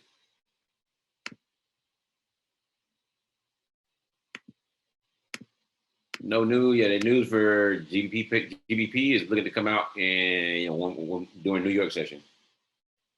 How do you draw those lines in BTC? Which criteria? So I'm marking the charts up with trend lines and things of that nature based on what I see. I guess I'll show you the tools that I use on MT4 to do so. All right, so up here, the toolbar, you have your icons here. If you don't have all these icons showing, you want to go to View. All right, you want to come down to toolbars, and you make sure that all 4 of these are check marked. And then you want to make sure status bar and charts bar are check marked. All right. And the check mark, then you will have and see all of these right here that I have. And on this bottom row, I have the vertical. I mean, this is the vertical line here. So it draws lines vertically. I have the next one is the horizontal. So it draws horizontal lines. And then I have the trend line, which I can stretch out and draw myself. Usually the vertical, the horizontal line or the trend line, I'm sorry, usually it looks like this. When you draw it, it'll automatically stretch it out for you. So let me draw it again real quick. So if I'm drawing my trend line, it'll automatically draw it out for me. Extend it out. That's a ray. So if I double click on it until I see all the white dots on it, and then I right click on it and go to trend line properties, you can come here and unselect the ray, and it will shorten it for you. That way you can make it as short or as long as you want. All right. Same thing with these two, the vertical and horizontal. Double click on them until you see the white dot on either end. Double click, you see white dot on either end. And then you can right click on both of them and go to properties. So horizontal line properties or vertical line properties. And then from there, you can do what? You can change the color, so the style, change the color, change the thickness of the line. All right. Allows you to customize it. And then from there, you can use it to do what? You use it to mark up the charts based on what you see, based on supply and demand zones, based on, and like I said, I'm gonna put this zone here so you guys can see it. So that area right there. It's gonna be tough for price to break that because, but then again, it's Bitcoin. So, but I draw these lines to give me a better visual of what's going on. I had AIRO set up to where it would draw trend lines automatically, but it got too messy on the charts. So I took it off, just so you guys know. I had it the way it would draw the lines, all right, for you guys. Go back and look at that gold. Go back and look at gold. Gold trying to push back down. Gold trying to push back down. Hey, trying to push back down. If you're in it, up about 6 pips. But if you took profit, when I took profit, you should easily have 15 plus pips. And if you had 2 positions, you definitely should have had 25 plus pips. All right. GJ playing around. Come on, GJ. Take us out of our misery. Let's go. SPX 500 is chilling. All right. Come on. Come on, GJ. Take us out of our misery. Take us out of our misery. Hit that TP. We need it. We need to be 2 for 2. 2 for 2. Now, GJ, if we look left, look what it's doing. You had a W bounce off in that area. Multiple wicks got pretty close. Price was just ranging at that area for a while as well. So why GJ hasn't broke through as quick as it should. It needs a little more volatility, a little more volume. Needs some more buyers to come in here and push this bad boy up. But that's why it's struggling. It's rejected this area multiple times in the past. It's gotten pretty close to the same area. Rejected it here as well. I'm pretty sure that if we put the line here. Oh, I'm sorry, the line's already there. Line's already there. Let's do what? Let's go ahead and go back and look to see if it's done it any elsewhere. Look at that. Got the rejected it. This is happening plenty of times. Where we at? That's higher.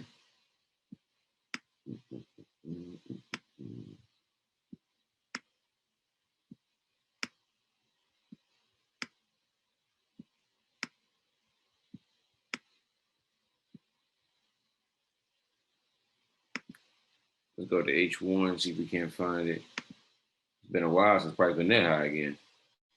All right, let's go to the H4.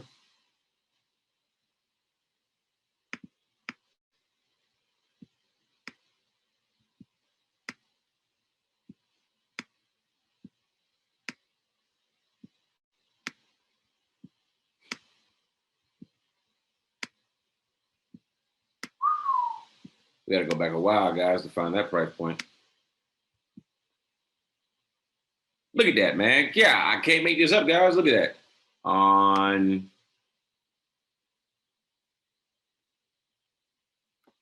November the 8th, 2018, price hit the exact point where we entered in at, or above it, that blue line was at, that showed the top of that zone. And we caught the buy up here because of the breakout. But that same area where that blue line is at, back in November the 8th, 2018, price hit that area where that zone was at. That's where the top of that zone was at. And it reversed. And it's been down ever since. It hasn't been this high since November 8th, 2018. And you can see back then it hit that area multiple times. Look at that, multiple times and rejected. So now that I see this here, unless we get a nice little push, once we get back into profit or break even, I'm probably going to close out the trade. So preserve the account. Understanding that allows you to do certain things, allows you to make a better judgment. Had I looked at that beforehand, I might not have entered the trade at all. But we'll see. I'm probably gonna, I say we get back in profit, I'm probably looking to get out. That's just me though. Gold pushing back down. Come on, gold. Getting people 25. I know some of y'all still holding. I know y'all. I'm conservative. You guys are aggressive out there. You guys will hold the trade, the full 25 or more. Somebody gonna catch 50 pips on this trade. Watch.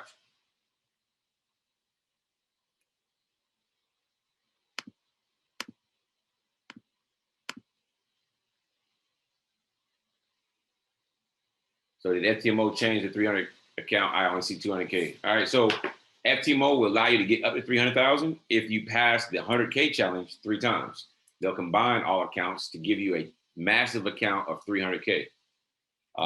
They now have a 200K account now, which means that you probably can combine 3 200K accounts together and make a $600,000 account, which is unbelievable. Unbelievable. AUD USD breaking money zone. Cool. I'm not looking to trade AUD USD. Not now. So New York session pair. New York session and Asia session pair. GP news later on.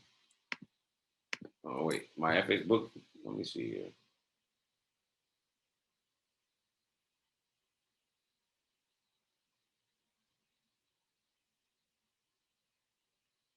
So right now we have Euro news, orange folder. We have some GBP news in 45 minutes. So, and it's green folder. So I'm not worried about green folder.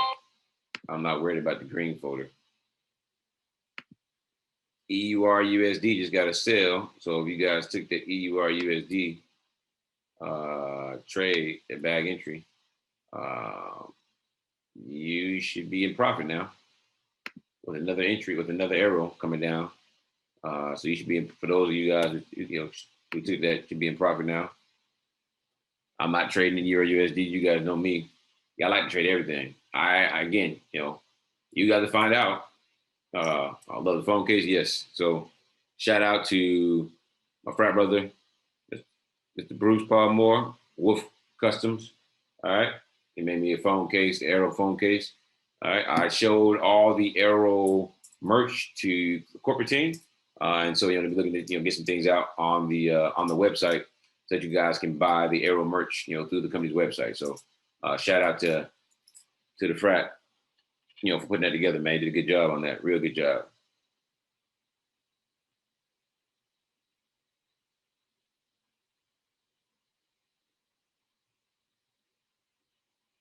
All right. So someone asked about H1 chart of GJ. Let's go. It shouldn't make too much of a difference, but yes, all my entries are on the 15-minute, unless I tell you otherwise. If I'm trading Forex pairs, I'm on a 15-minute time frame. If I'm trading gold or Bitcoin or indices, I'm on the 5. I will let you guys know when I'm taking an H1 trade, bag entry. Here we go. GJ up. +1.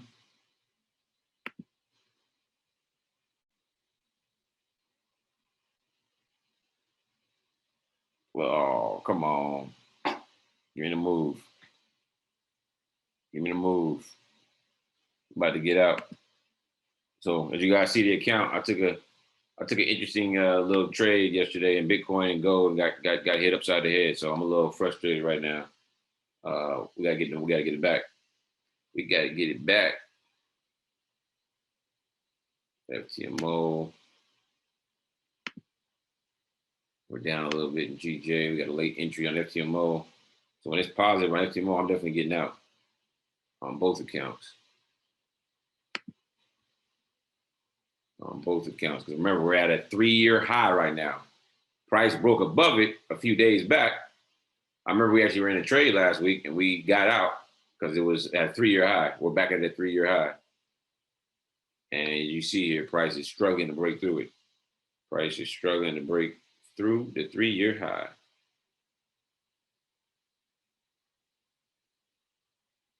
And there it go. We should be up some nice little pivots on this account here. Oh, it came back down. And we out there. 3-year high, we out. +1. I'm out on both. I'm out. 3-year high, I ain't messing with it. I'm messing with it. Especially not this week. NFP guys, preserve your accounts. It could run up. You just never know. But I'm not risking it. I'm not risking it. It keeps struggling at that level. Keep struggling at that level. So we call that one a scratch. I wouldn't even call that one a win. Got a little win on gold. Let's go back and look at gold. What gold doing? Yeah, it's coming back down into that level. We'll see if it can break through it. Because to get 25, it's going to have to break through that level. It's going to break through this bottom, that area. So remember, that's the problem area right there. Come back down to it. Let's see what happens. Because I know some of y'all still in it. I know y'all. Y'all don't think I know y'all. Somebody's still in it.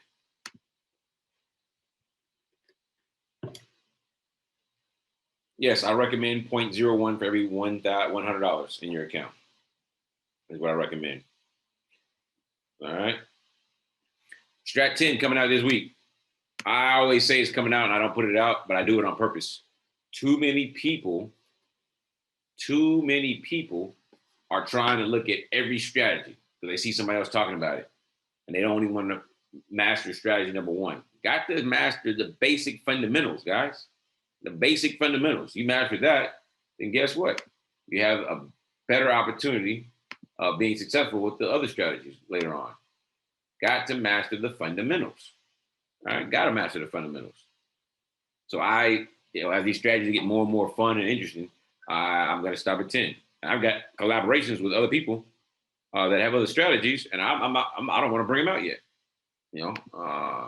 Because more and more people are losing because they're not understanding even how to use strategy number 9 or 10 or 8. Those are the 3, 8, 9, and 10 are 3 advanced strategies. 1, 2, 3 for beginners. So if you're a beginner, you need to look at 1 through 4, really. 1 through 4. 5, 6, and 7 are intermediate traders. So they've been trading from 6 months to a year. The experienced traders, 8, 9, and 10. That's how it works. All right. 1 through 4 are released in these exact order based on level of experience. So level strategies 1 through 4 are specifically for beginners. 5 through 7, intermediate. 8 through 10, experienced. If you're not experienced, don't do it. All right. Martin, my B-Day, November 8th. What's that about, Martin? November 8th? All right, November 8th.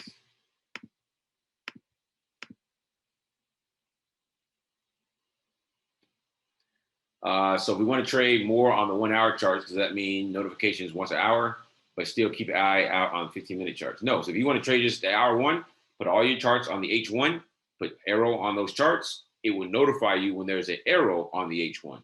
You're not going to get an arrow every hour, but it will notify you when you get an arrow on the H1. All you do then is go verify your chart to see if what? To see if the trade is valid.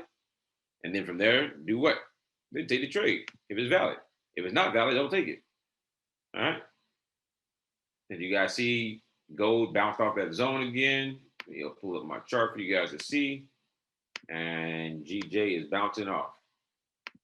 All right. When I see price reject a certain area 3 to 5 times, I get out. Because guess what? Eventually it's going to do what? The opposite direction. Gold bounce off that area again. And GJ, for those that didn't get out, 1, 2, 3. Look at all those wicks at an area.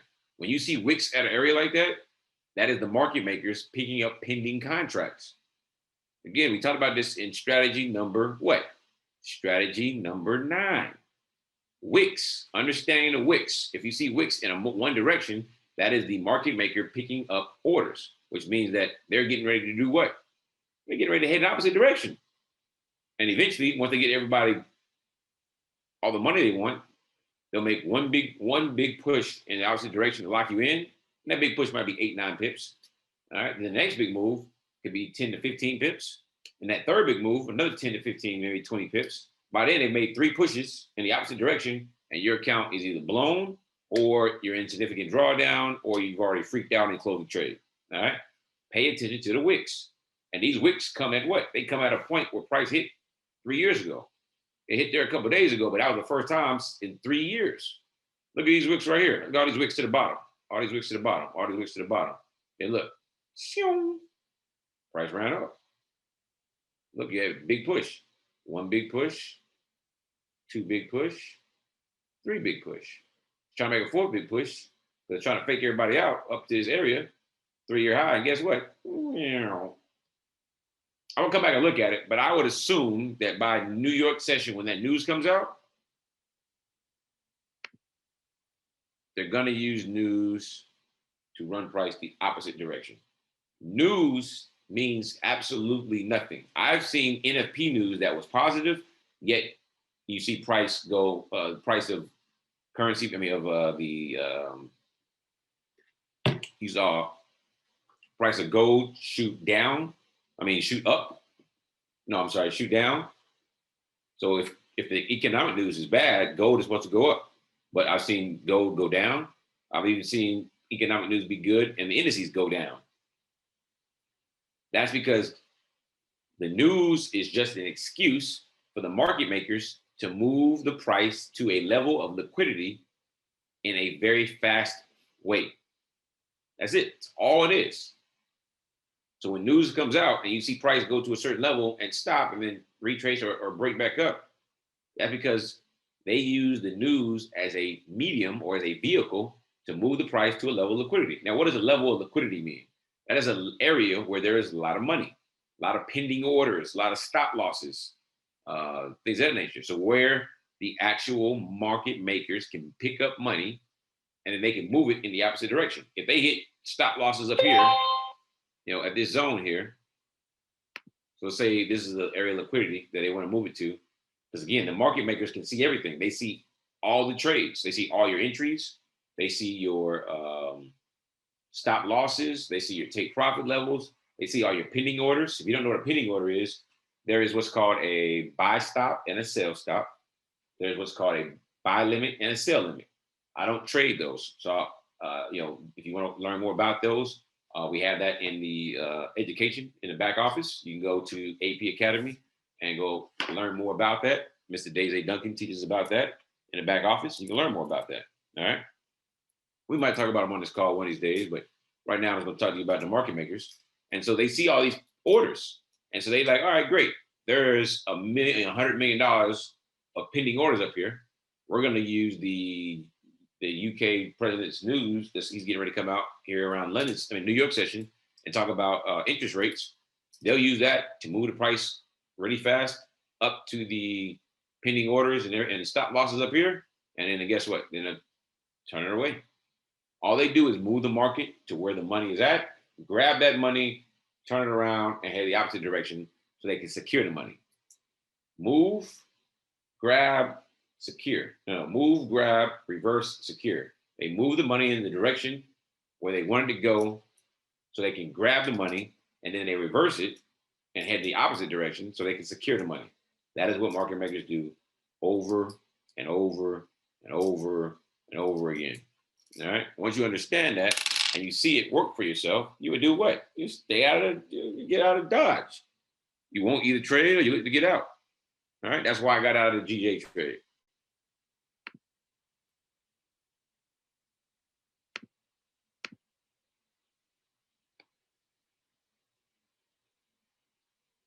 Got to be more careful. Yep. So I will get that out for you guys this week. I'm waiting, let you guys have the PDF so you can have it. It's pretty cool. So when the PDF comes out, look to print that out and at least have it next to you. That way you don't confuse your strategies. All right. A lot of strategies. So what I recommend is find two and use those two. Find two, use those two. And then as you become a better trader, you can do what? Use them over and over again. I think on this call, we've used strategy 1. We haven't used 2 yet. We've used 3. We use 3 all the time. We've used 4 a couple of times, not much.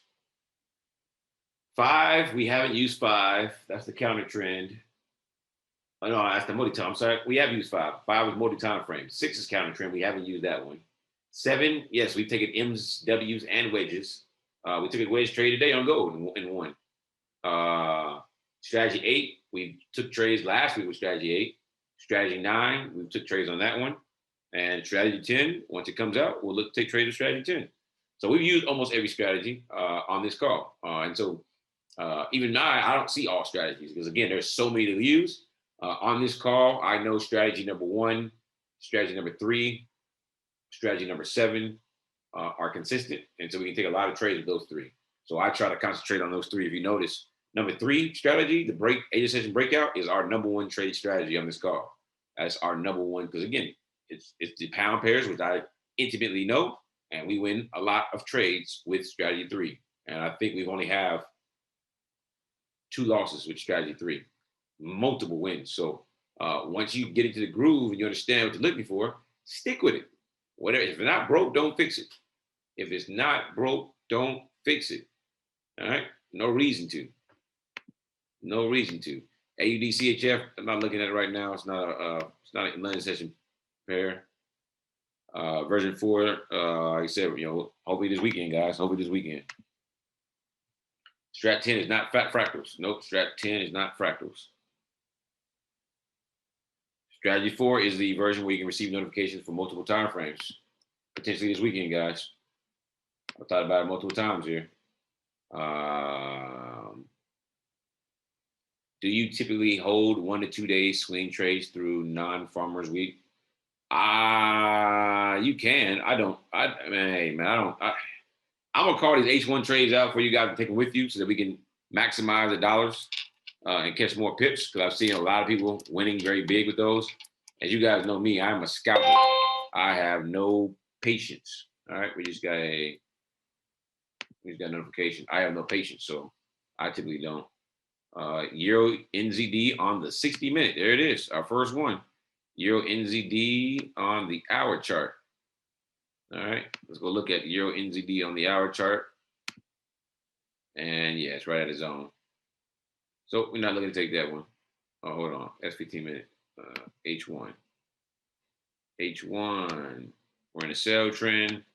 We got a down arrow, but there was never no bounce. So negative Ghost Rider. Plus it's right at the zone. So negative. But like, this is a beautiful trade right here, man.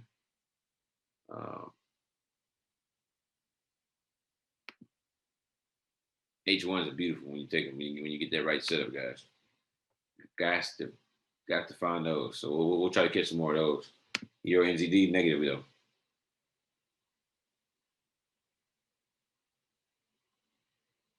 So do you know what is London session kill zone and New York session kill zone? That is the overlap time frame of, for what I know. And again, I don't fully know it, so I don't want to talk too much about it. I'm not an expert on that terminology, the kill zones. I've heard it. If I remember correctly, though, when someone was explaining to me, it's just the overlap between New York and London, because they do overlap time frames by about an hour, 2 hours, something like that. So I'll look more into that, and we'll look into that. So the strategies for AIRO. Let me pull up my back office so I can show you guys where the strategies. Somebody's asking where the strategies for AIRO are at.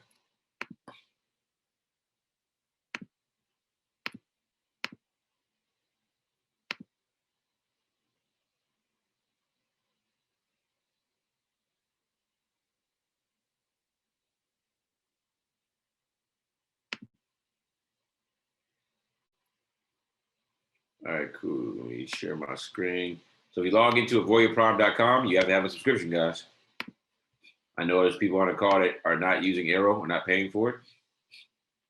I can tell you it's going to come a day where this is going to be free. I mean, it's free. It's free now. This call will get on. It's going to be gone. You got to have a subscription because the only way to get on these calls very soon is going to be through the back office because we're no longer going to use Zoom. And these calls, these webinars, these trade rooms are going to be in the back office of the platform. All right. So enjoy it while it lasts, guys. So when you log in the back office, if you select AP Academy, it brings you to this screen right here. You want to go to My First Steps. I'm going to click on that right there. Give it time to pull up here. All right. And then you're going to come down here and watch all the videos in these modules. And then here at the top right here, guys, it says My what? My Products. You select My Products. All right. Scroll all the way to the bottom. It'll tell you, you know, if you have one product, it'll show AIRO here. If you have more than just AIRO, you have all the products showing. But you want to go to AIRO and go to Access Setup Course. And then you scroll down, you'll see the video for overview that I gave of AIRO. You'll see when it talks about setting up the VPS, me in a video about how to set up the software, pretty much what I go over on Sunday nights, and then all the strategies. And number 10 will be right here. All right. Number 10 will be probably just one video. It's probably just one video. There's not too much to cover. Now, you guys, if you understand number 9, you have to understand how to identify strategy number 9 to trade with number 10. I'm gonna let you know that now. So if you are not ready for number 9, do not look at number 10. I'm telling you right now, people are gonna use number 10 and take that trade because the setup is easy, but you have to know when to take it. All right. People are gonna take the trade all the time, and guess what? They're gonna lose because they don't understand strategy number 9. Follow the rules. Those who follow the rules are getting funded accounts. Those who follow the rules are catching 100,000+ pips on cryptocurrency. Those who follow the rules have turned, have grown their accounts 100, 200, 300, 700, 800, 1,000, 2,000%. I've seen some MyFX books, guys. People are putting in work, but they're the ones that are following the rules. Got to follow the rules. There are no shortcuts. All right, got to put in the work. Got to put in the work. It's 3 o'clock, guys. So typically here we got 3:05 now. We got 55 minutes until the end of the call. So we're gonna take a quick little. We want to take a quick little shout out to gold. The gold drop. Let me go look at gold.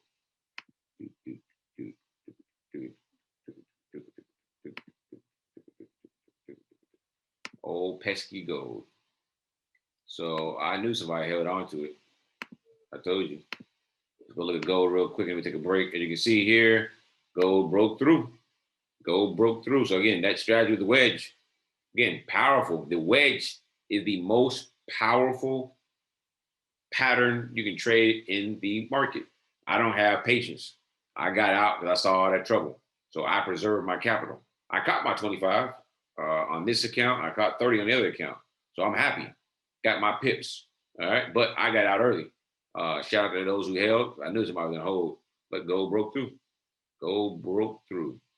DJ, what's DJ doing? DJ coming on down. That's where we got out. All right. So yeah, we got 9 minutes. Go use the restroom. Go get something to drink. I still got my watered down Pepsi now. But hey, get you something. We got 54 minutes into the call. We've caught 25 or 30 pips on gold. Some caught more. Shout out to those who held. We broke even or caught a couple pips on DJ because we got a 3-year high, so we made money tonight. Slow night, and that's fine. It happens. Can't not force it. And so hey, we'll get back on in 9 minutes, guys. I've been trying to answer a bunch of those questions. I knocked out a whole bunch of questions. We're down from 53 to 20, so I knocked out a bunch of those questions in the Q&A. Let's go back to the charts. Gold is still dropping, so if you are in gold, shout out to you for sticking it out. You guys know me. Euro NZD, another potential entry, and it's into the zone. Not looking to take that. All right. So if you took gold, it's still we're dropping some more. It's trying to pull back a little bit. We go to the FTMO account. You see it's inside of that Those two lines inside that area I was telling you guys about. It's inside that area. All right. That area is there for a reason. So if you ever see price stop at a certain area, you can always look left and see why. You know what I'm saying? Always look left and see why. So shout out to those who stayed in the trade because it dropped as much as from our entry here. We got in because of the breakout on this counter because of the wedge. It dropped 31 pips. So hey, you should have easy caught 25 for those who held.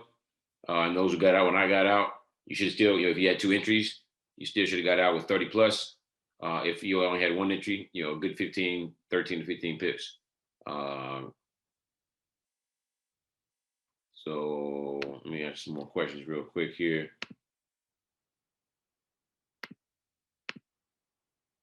Let's see.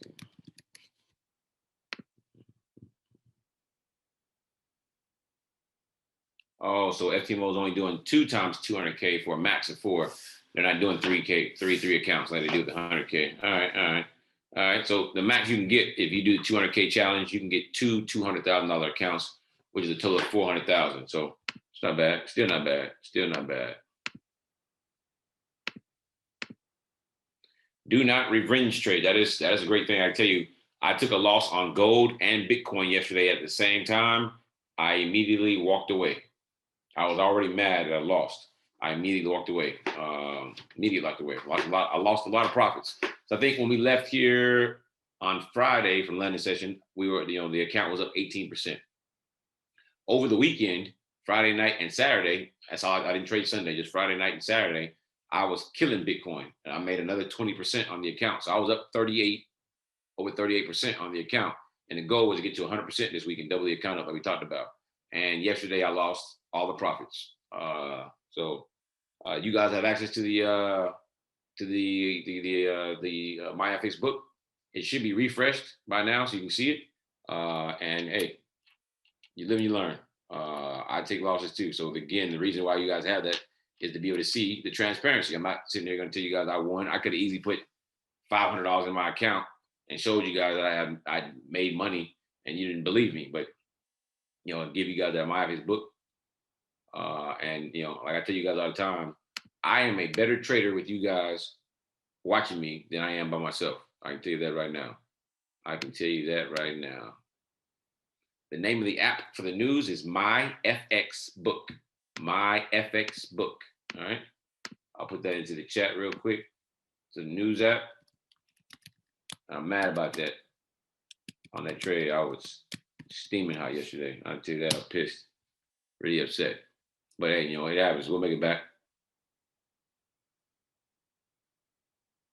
Would I hold H1 trades throughout news or not? Yes. So H1, H4, higher time frames, there's a stronger correlation with trend. They trend a lot stronger on the higher time frame. So I would hold the news, unless it's crazy news like some NFP or Brexit or something like that with the pound pairs. Then I would, get out or put my stop loss in profit.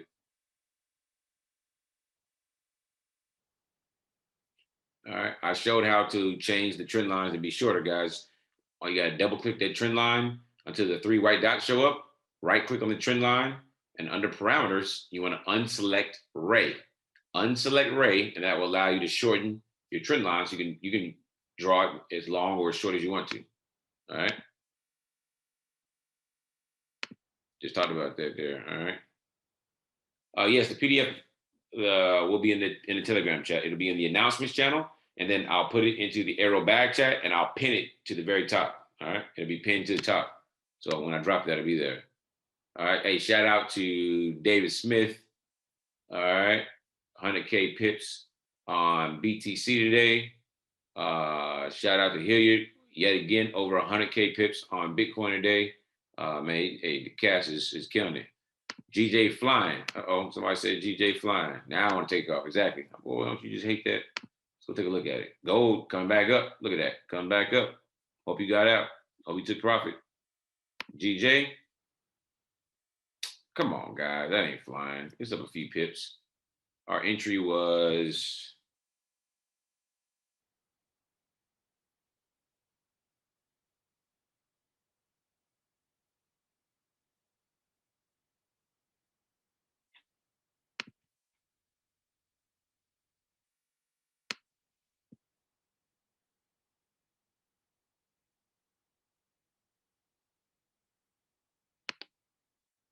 It's about up 9 pips right now. Don't you just love it? Don't you love it when pairs when you got out? Again, I'm conservative. Some of you guys can hold that trade, but for me, I'm conservative. And so I got out and preserved my account. Had about 2-3 pips in profit. I got out. All right. Strategies work though. So I mean, trusted strategies. However, for me, I'm a little more conservative. So I look at the chart, I trade what I see. If I don't like what I see, I get out. All right. Because the probability is going to 20 pips, take profit, is not very high, due to that strong level that's been holding for 3 years. All right. But shout out to those holding it, because I know somebody held it. I know it. I know somebody was holding it. So question, how far back once you get the arrow do you have to have a bounce from the zone? How many candles? There's not a amount of how many candles. You just want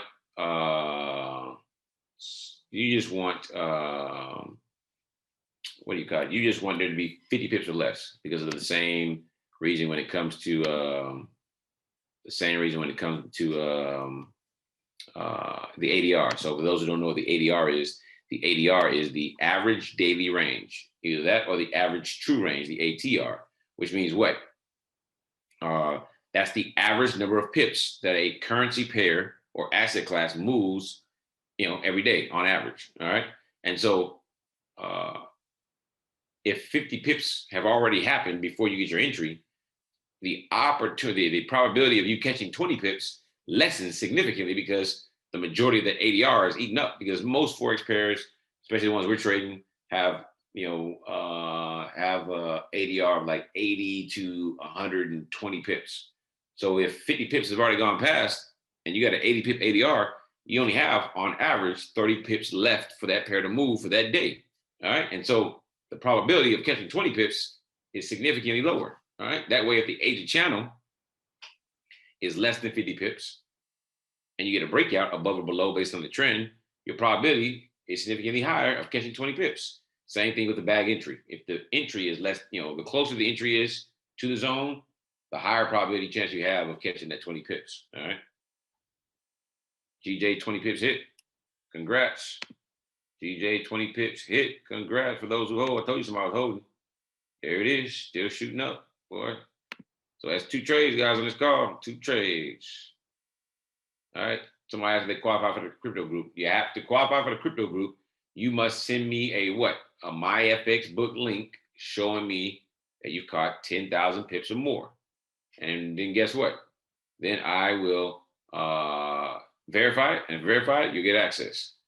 All right. If you hit 20 pips, if you hit the 20 pip TP and GJ, hey, congrats. So both gold and GJ has hit. All right, both gold and GJ has hit. Some people hit it because they caught, they got into the entry a little later as it pulled back. All right, some may still be about 15, 17 pips. I know based on what I see here, I'm 17 pips away from my entry, but I exited it already. So, all right, shout out to you guys. The MyFX book link, guys, is in the group chat. So I'm not dropping it in here. It's in the group chat. You must be in the group chat to have access to it. If it's not in the group chat,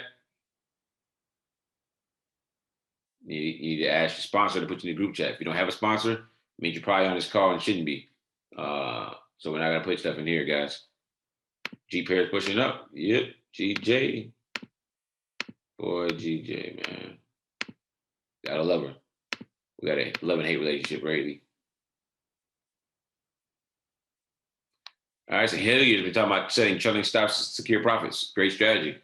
All right, great strategy. So, if you guys learn how to use the trailing stop feature, you can also use that feature. All right, G Chef hit 20 pips also from Asia and Money Zone breakout. All right, cool. We missed out on G Chef. We got on gold instead. All right. There is no deadline for the 10,000 pips, guys. You catch 10,000 pips, you get access to the group.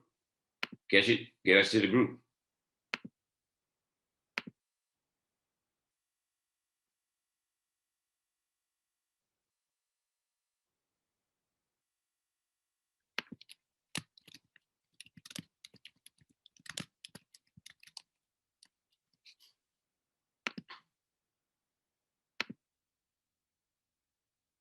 not looking at AUD USD, guys. New York session pair. Someone wants to see, simple question.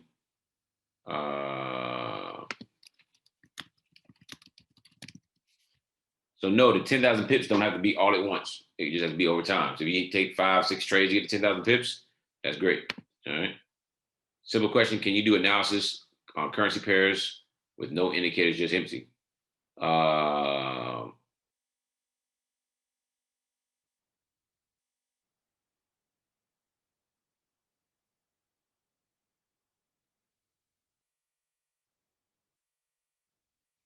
So yes, I am the developer of the AIRO software. So I own it. It is mine, my baby. I'm the one who created it. So yes, I own the actual AIRO software. It is mine. Now,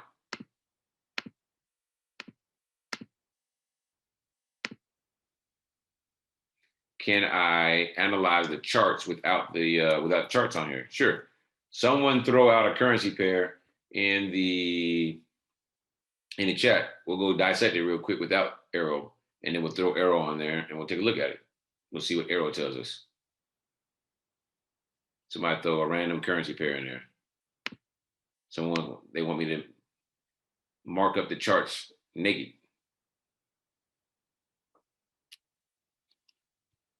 GU. All right, let's look at GU. When you're catching the 10,000 pips, guys, it has to be on live. Come on, guys. You guys know that. It's got to be live account. That's why I asked for demo. That's why I asked for a MyFX book. Always live.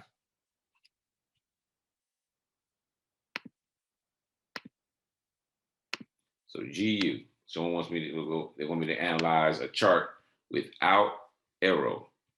All right. GU. I don't really want to use this one because I've already seen it. I'd love to do a regular chart, but let's look at it here. All right. So what do I see here? I'll zoom out. All right. I can see for the last couple of days, price has been trending down. All right. So what I'll do is draw my trend lines.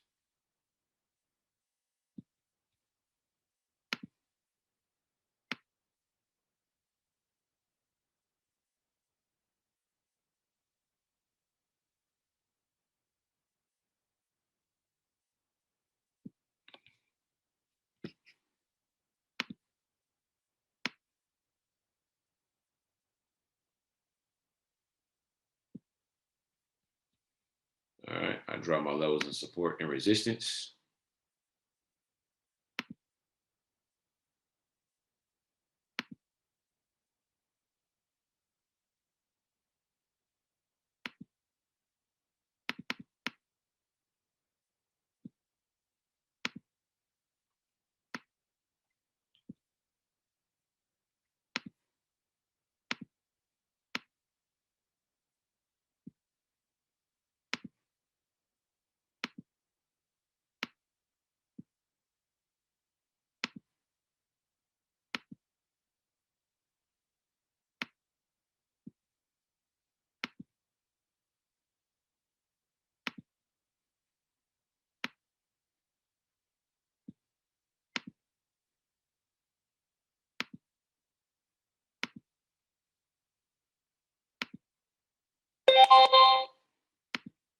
GCAP was a buy into the zone, not taking it.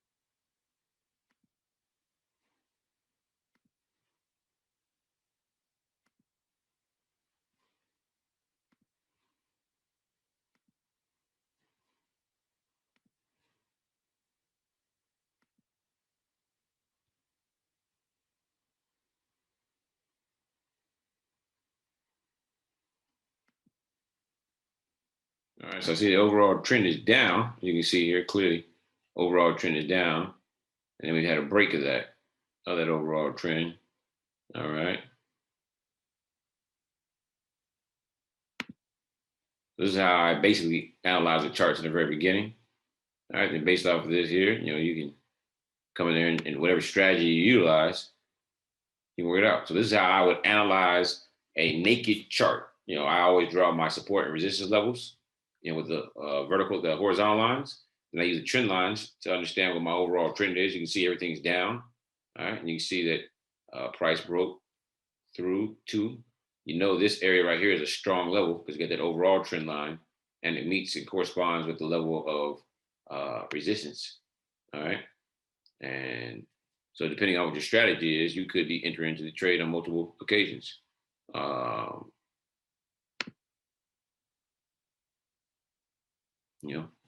Agent channel here at a breakout, easy to identify. On that agent channel breakout, like I said, if you know it. For me, if I was identified at agent channel, I'm doing what? I'm setting up my vertical lines. One here. And then the other one is going to be at 12 a.m. my time, which is 0800. 0800. Boom, boom, boom. And then I want what? I want the top and the bottom. So I want the top of the zone. Let me change this color here. We'll change that to, we'll change the yellow as well. We'll just make that box. Make a nice little box. Top of the agent channel right there. And then boom, the bottom of the agent channel. And you see there's the agent channel right there. There's the whole agent channel. You can measure it. Boom, boom, boom, 26 pips. All right. We know it's less than 50 pips. All right. I can see that now the trend is up. It's been up. It's broken through not one, but it's broken through two of the downtrend. Two out of the three of the downtrend trend lines. So I know we've trend has reversed. It's bottomed out. We're now reversing. We're in the uptrend now. You can clearly see that. So now that I see we're in an uptrend, great. I see we're in an uptrend. Now I can draw that trend line. You can draw that trend line out. Now you know we're in an uptrend. Draw that trend line out. I draw it out too. Now some of these trend lines, they don't make sense. And I'll explain why. Matter of fact, let's go ahead and clear this out. It's getting a little cumbersome on the chart. I don't want to make it too messy. But I know the trend is up now. And so I draw this trend line here, this first one here. Now, why did I draw this one? Because trend lines are what? They repeat themselves. Price repeats itself. And so having a trend line there makes it easy to do what? See where price may stop at. Yet again, it might reverse. All right, so bet. There's that trend line. All right, extend it out because if price is below it now, so price gets to it, it could stop and it could reverse or it could break through it, and we're looking for the upside. And then, of course, I draw this trend line right here. All right. And then, of course, we had our, we're inside this wedge now. All right. Look at that bad boy taking off. Like we said, we had our agent channel near the top. We had the agent channel here's the bottom. Boom, boom, boom. We had the start of the day, like so. And we had the what?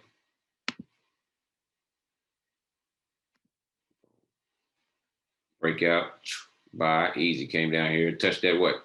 Touched the top of that agent channel, and it reversed. It's classic, guys. It's classic. Price broke out. We entered in, had a reverse. It reversed at the Asia breakout. Oh, man, look at that bad boy. G-pairs pushing. Push it to the limit. For those still in, man, y'all, I know y'all catching pips. I know y'all still catching pips. But hey, that's how I analyze the charts, guys. That's what I look at. That's how I analyze the charts. And without anything. So what is this here? So GN had a breakout too. 44 pips. No, I forgot GN. Only G-Chef and GJ were valid because they were in uptrends. So if you're taking the breakout in all the other pairs, they were invalid because they are all in downtrends. All right, they're all in downtrends, overall downtrends.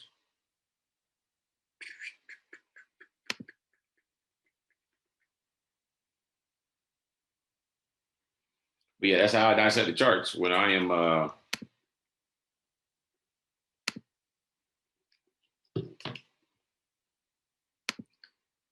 If I don't have AIRO on the chart, all right. But it's great to have AIRO on the chart. It just makes things easier.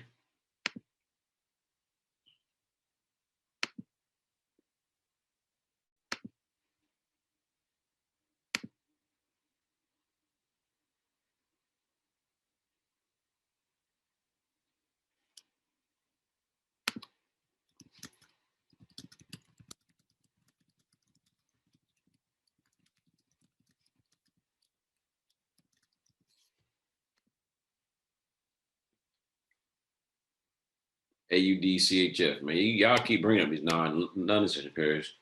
Let's go take a look at it. Someone just got into AUDCHF. Let's see why. Let me see if I can see why you got into it.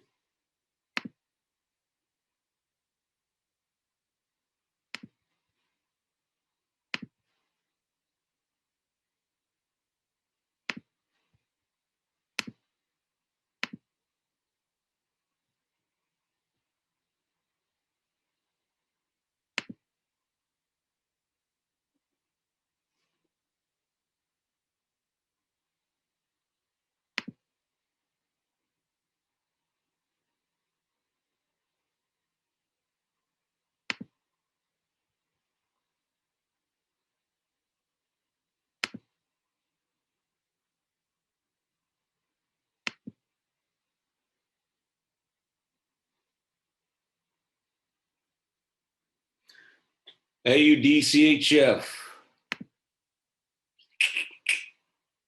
Buy trend. Nice bag entry. Bounce AIRO.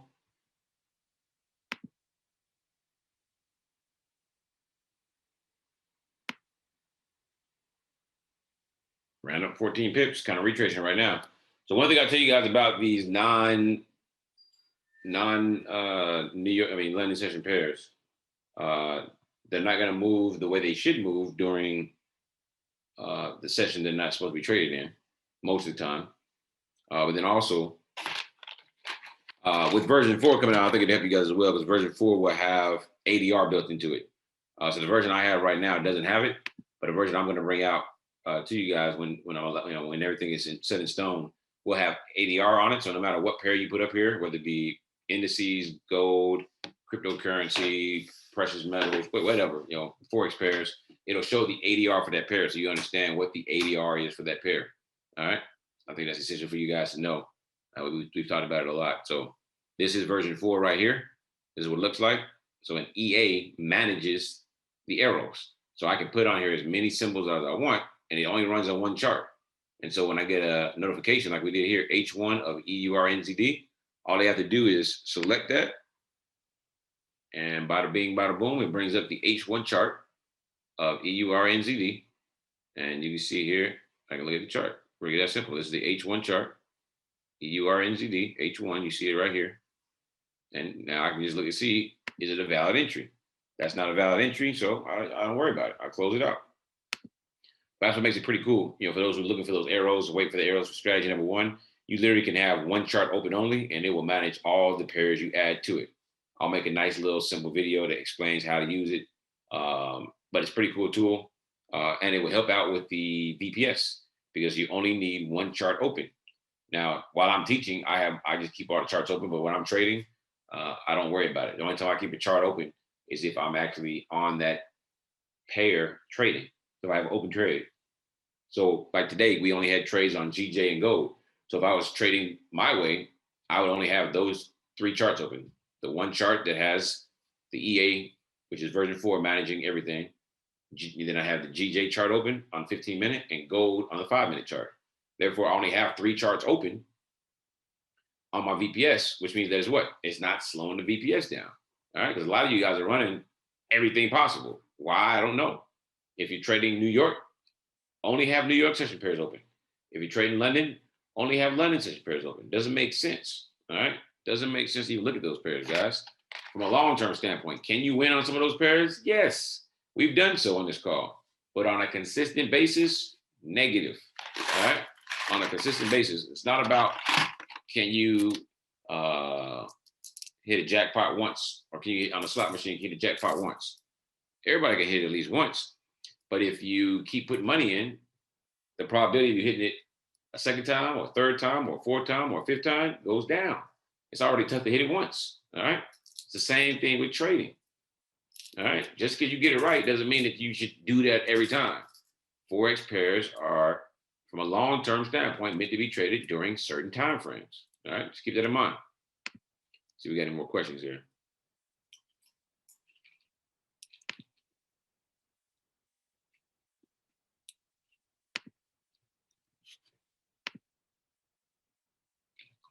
ADR stands for average daily range. It's the average number of pips that a Forex pair moves. So let's say GJ, let's say the ADR for GJ, Great Britain pound, Japanese yen, let's say the ADR is 80 pips.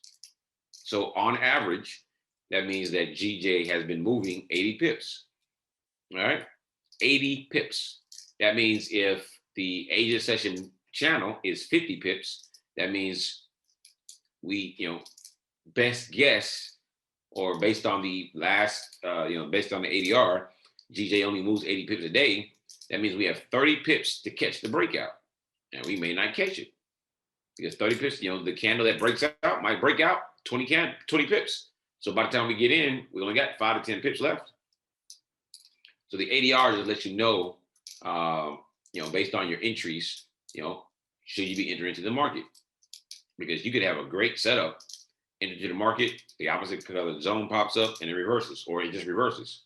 Because the ADR is a guide letting you know how volatile that pair has been for the last what? For the last 10 days. I can tell you the ADR that I choose is based on the rolling 10-day average.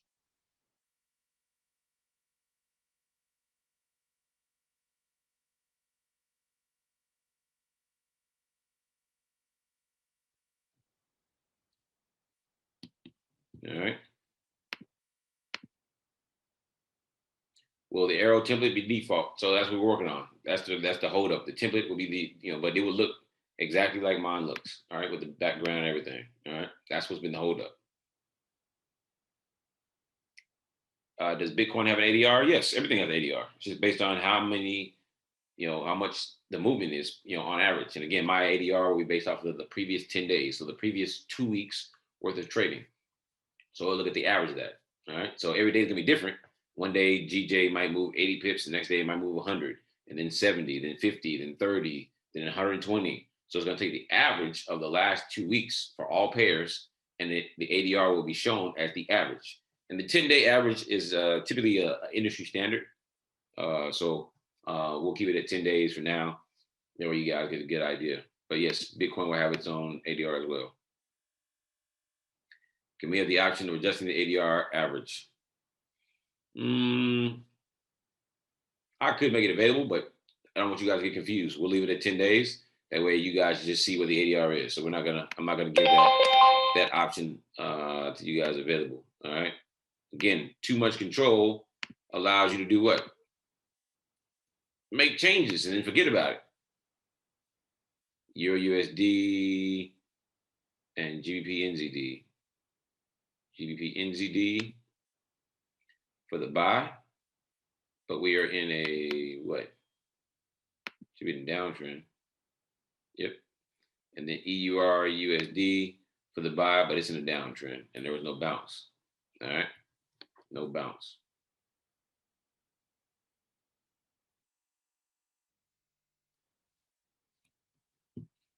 All right, we got about 15 minutes left, guys. We TP'd on gold. We got out early on GJ. Those who held hit TP on both. So even when I get out early, they still typically have been hitting TP. So a lot of you guys don't even follow me, but I'm a conservative trader. I'm conservative. I've learned to be conservative because the markets have humbled me. All right, the markets have humbled me. So I'm a conservative trader. All right, collect my pips when I get the best chance. All right. A lot of times we hit TP, but there's times I get out early and I have a good reason. And sometimes those reasons pan out. And then sometimes the reasons don't pan out and price heads to TP anyway. And I'm fine with that, because usually I get out with break even. I get out with a little bit of profit. Like with gold, we got out early. I had 2 entries and we got out at about 15 pips on one entry and like I think 13 on others. So I got about 28.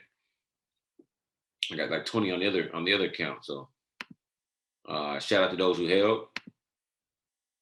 Shout out to you guys. Let's go look at this cryptocurrency. What's Bitcoin doing? Did Bitcoin run up? Remember, I had those lines there, guys. There it is. I told you Bitcoin probably run up to that zone if it broke and did, or it's going to reject off that line. So it didn't surprise me because Bitcoin is just that volatile. So Bitcoin ran up right up to that TP, which would have been what? From where we were at? Let's go back to the 15 to 5 minute. From where we were at, it was right here, right below the line. 56,000 pips, which is really 5,600 pips. Pretty good for those who caught that. Because I know somebody took that trade. I know somebody took it.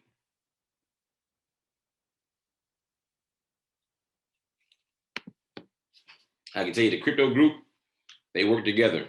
They teach each other, and these guys are bagging 10,000, 20,000 pips every day, all day.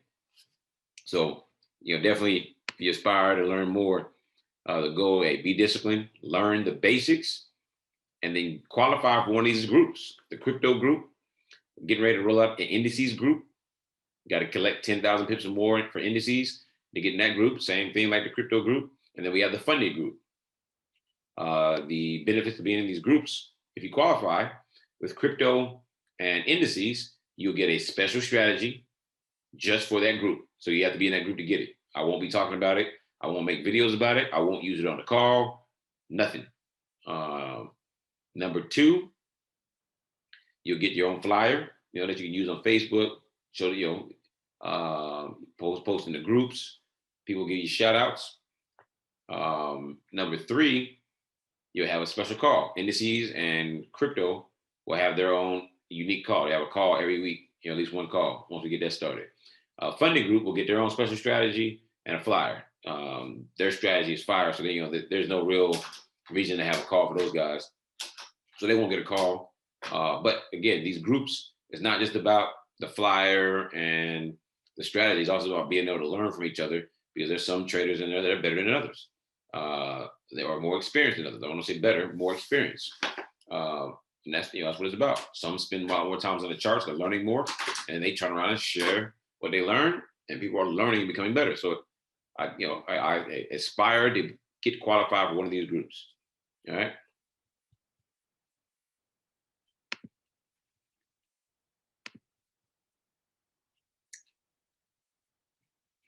Will we ever have the option to move pip counter to the right side? No. It was there on the right side before, and 2 people had any issues. So now it's on the left side. Everybody has it in the exact same place. All right. So it will stay where it's at for now.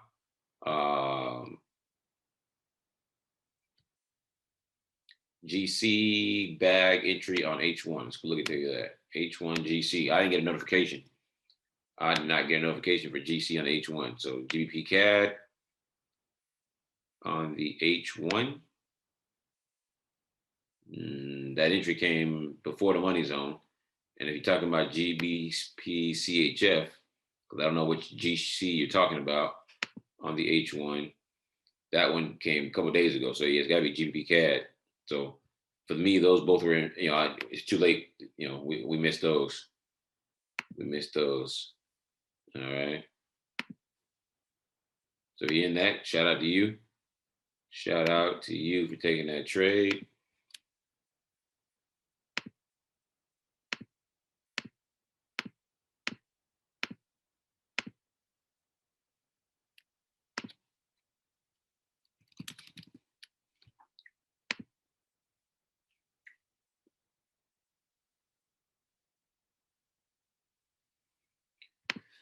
Took a buy entry on bag alert earlier for Euro JPY H1. Let's take a look at it. Euro JPY.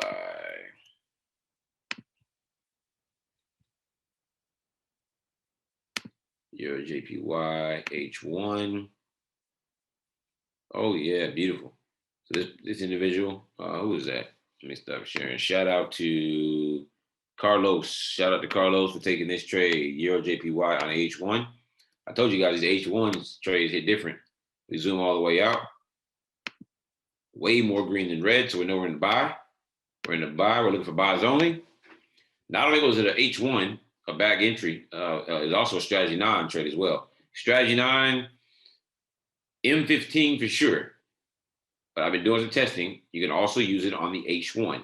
Strategy 9 only works on Forex pairs, M15, possibly H1. I haven't fully confirmed that yet, but I like the way it looks on H1. But if you just go off a bag entry, you had a bounce, you had an arrow, you got in here, you had 7 pips of drawdown, and right now you're up 46 pips. It actually hit 51 pips already. So you hit TP already at 50 pips. That was it in a matter of 17 hours. Nice little hold, but you got 50 pips. And this is one in pairs where, hey, look, here's how I trade H1, H4. The stop loss is not a set stop loss. H1 has a take profit of 50 pips. H4, take profit 100 pips. As long as you have the room. I'm looking for what? I'm looking for enough room. I'm looking, if I'm on H1, I need 50 pips or more between the next zone. We have more than that. Between the next zone from our entry, we have 92 pips. So I'm good. All right. My stop loss is going to be at the previous low. I'm in a buy, previous low. So guess what? The previous low is right there. That's the previous low. So guess what? That previous low is called 40 pips. All right. It just happened to be 40 pips here. All right. But if that previous low is less, which typically it is, or more, that would dictate what? That dictates what type of lot size you're using. If you have a 40 pip or less lot size, cool. If it, 40 pips, use the lot size you typically use on M15. If the lot size, if the stop loss is like 10 pips, cool. Use a bigger lot size if you would like to, because you're risking less. And that's how you run it, guys. Longer trades, but guess what? They typically pay out. They typically pay out. So shout out to Carlos on that trade.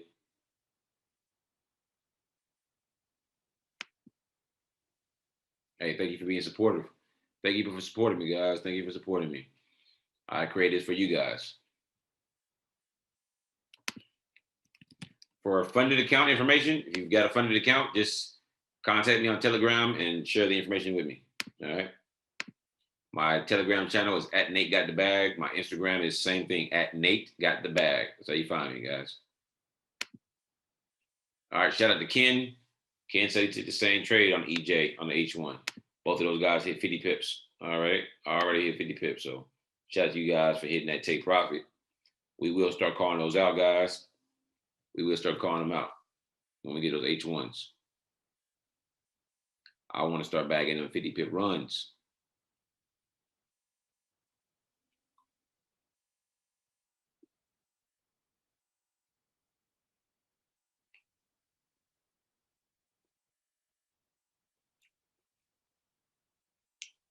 All right, guys, looking at news here. In 4 minutes, Euro news. We got some orange folder. In 2 hours and 4 minutes, budget report. So orange folder news for the Great Britain pound pairs. In 3 hours and 4 minutes, you have orange folder news for Euro with the ECB's Panetta speech. And then in 3 hours and 19 minutes, you have red folder news for US dollar, ADP employment change. And then in 3 hours and 34 minutes, you have building permits. This is red folder news for the CAD, Canadian dollar. And then after that, you got a bunch of USD news, orange folder and orange folder Euro, some more red folder. So yeah, that first couple hours of New York session are going to be should be popping. All that red folder news should be popping. All right. Make sure you trade responsibly. Make sure you either out of the market, or if you're going to trade, make sure you trade responsibly. Be careful. All right, be careful.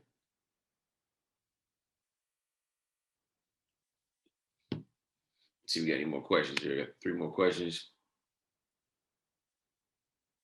When using the H1, H4, stop loss does vary because if you're in a buy, you're looking to put stop loss at previous low. If you're in a sell, you're going to put stop loss at previous high. So there is no set stop loss. All right. I'm going to go and re-record all the videos as well, guys, so that you guys can have all the rules. It's also going to be in the PDFs as well for you guys. So look for that to come out. Where in the FX book you verify the amounts you asked for the groups. So in the MyFX book, if you scroll down on the main page to advanced statistics, so advanced statistics, you'll see where it says pips and it gives you the total number of pips that you've caught on that account. All right.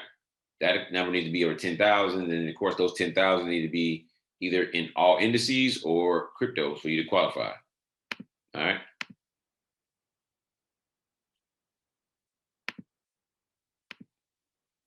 All right, and I just went over how to set stop loss on H1, guys. Just went over that. All right, we have about 3 minutes left, guys. Let's go take a look at the charts. Do real quick. Try to get last little skim. All right.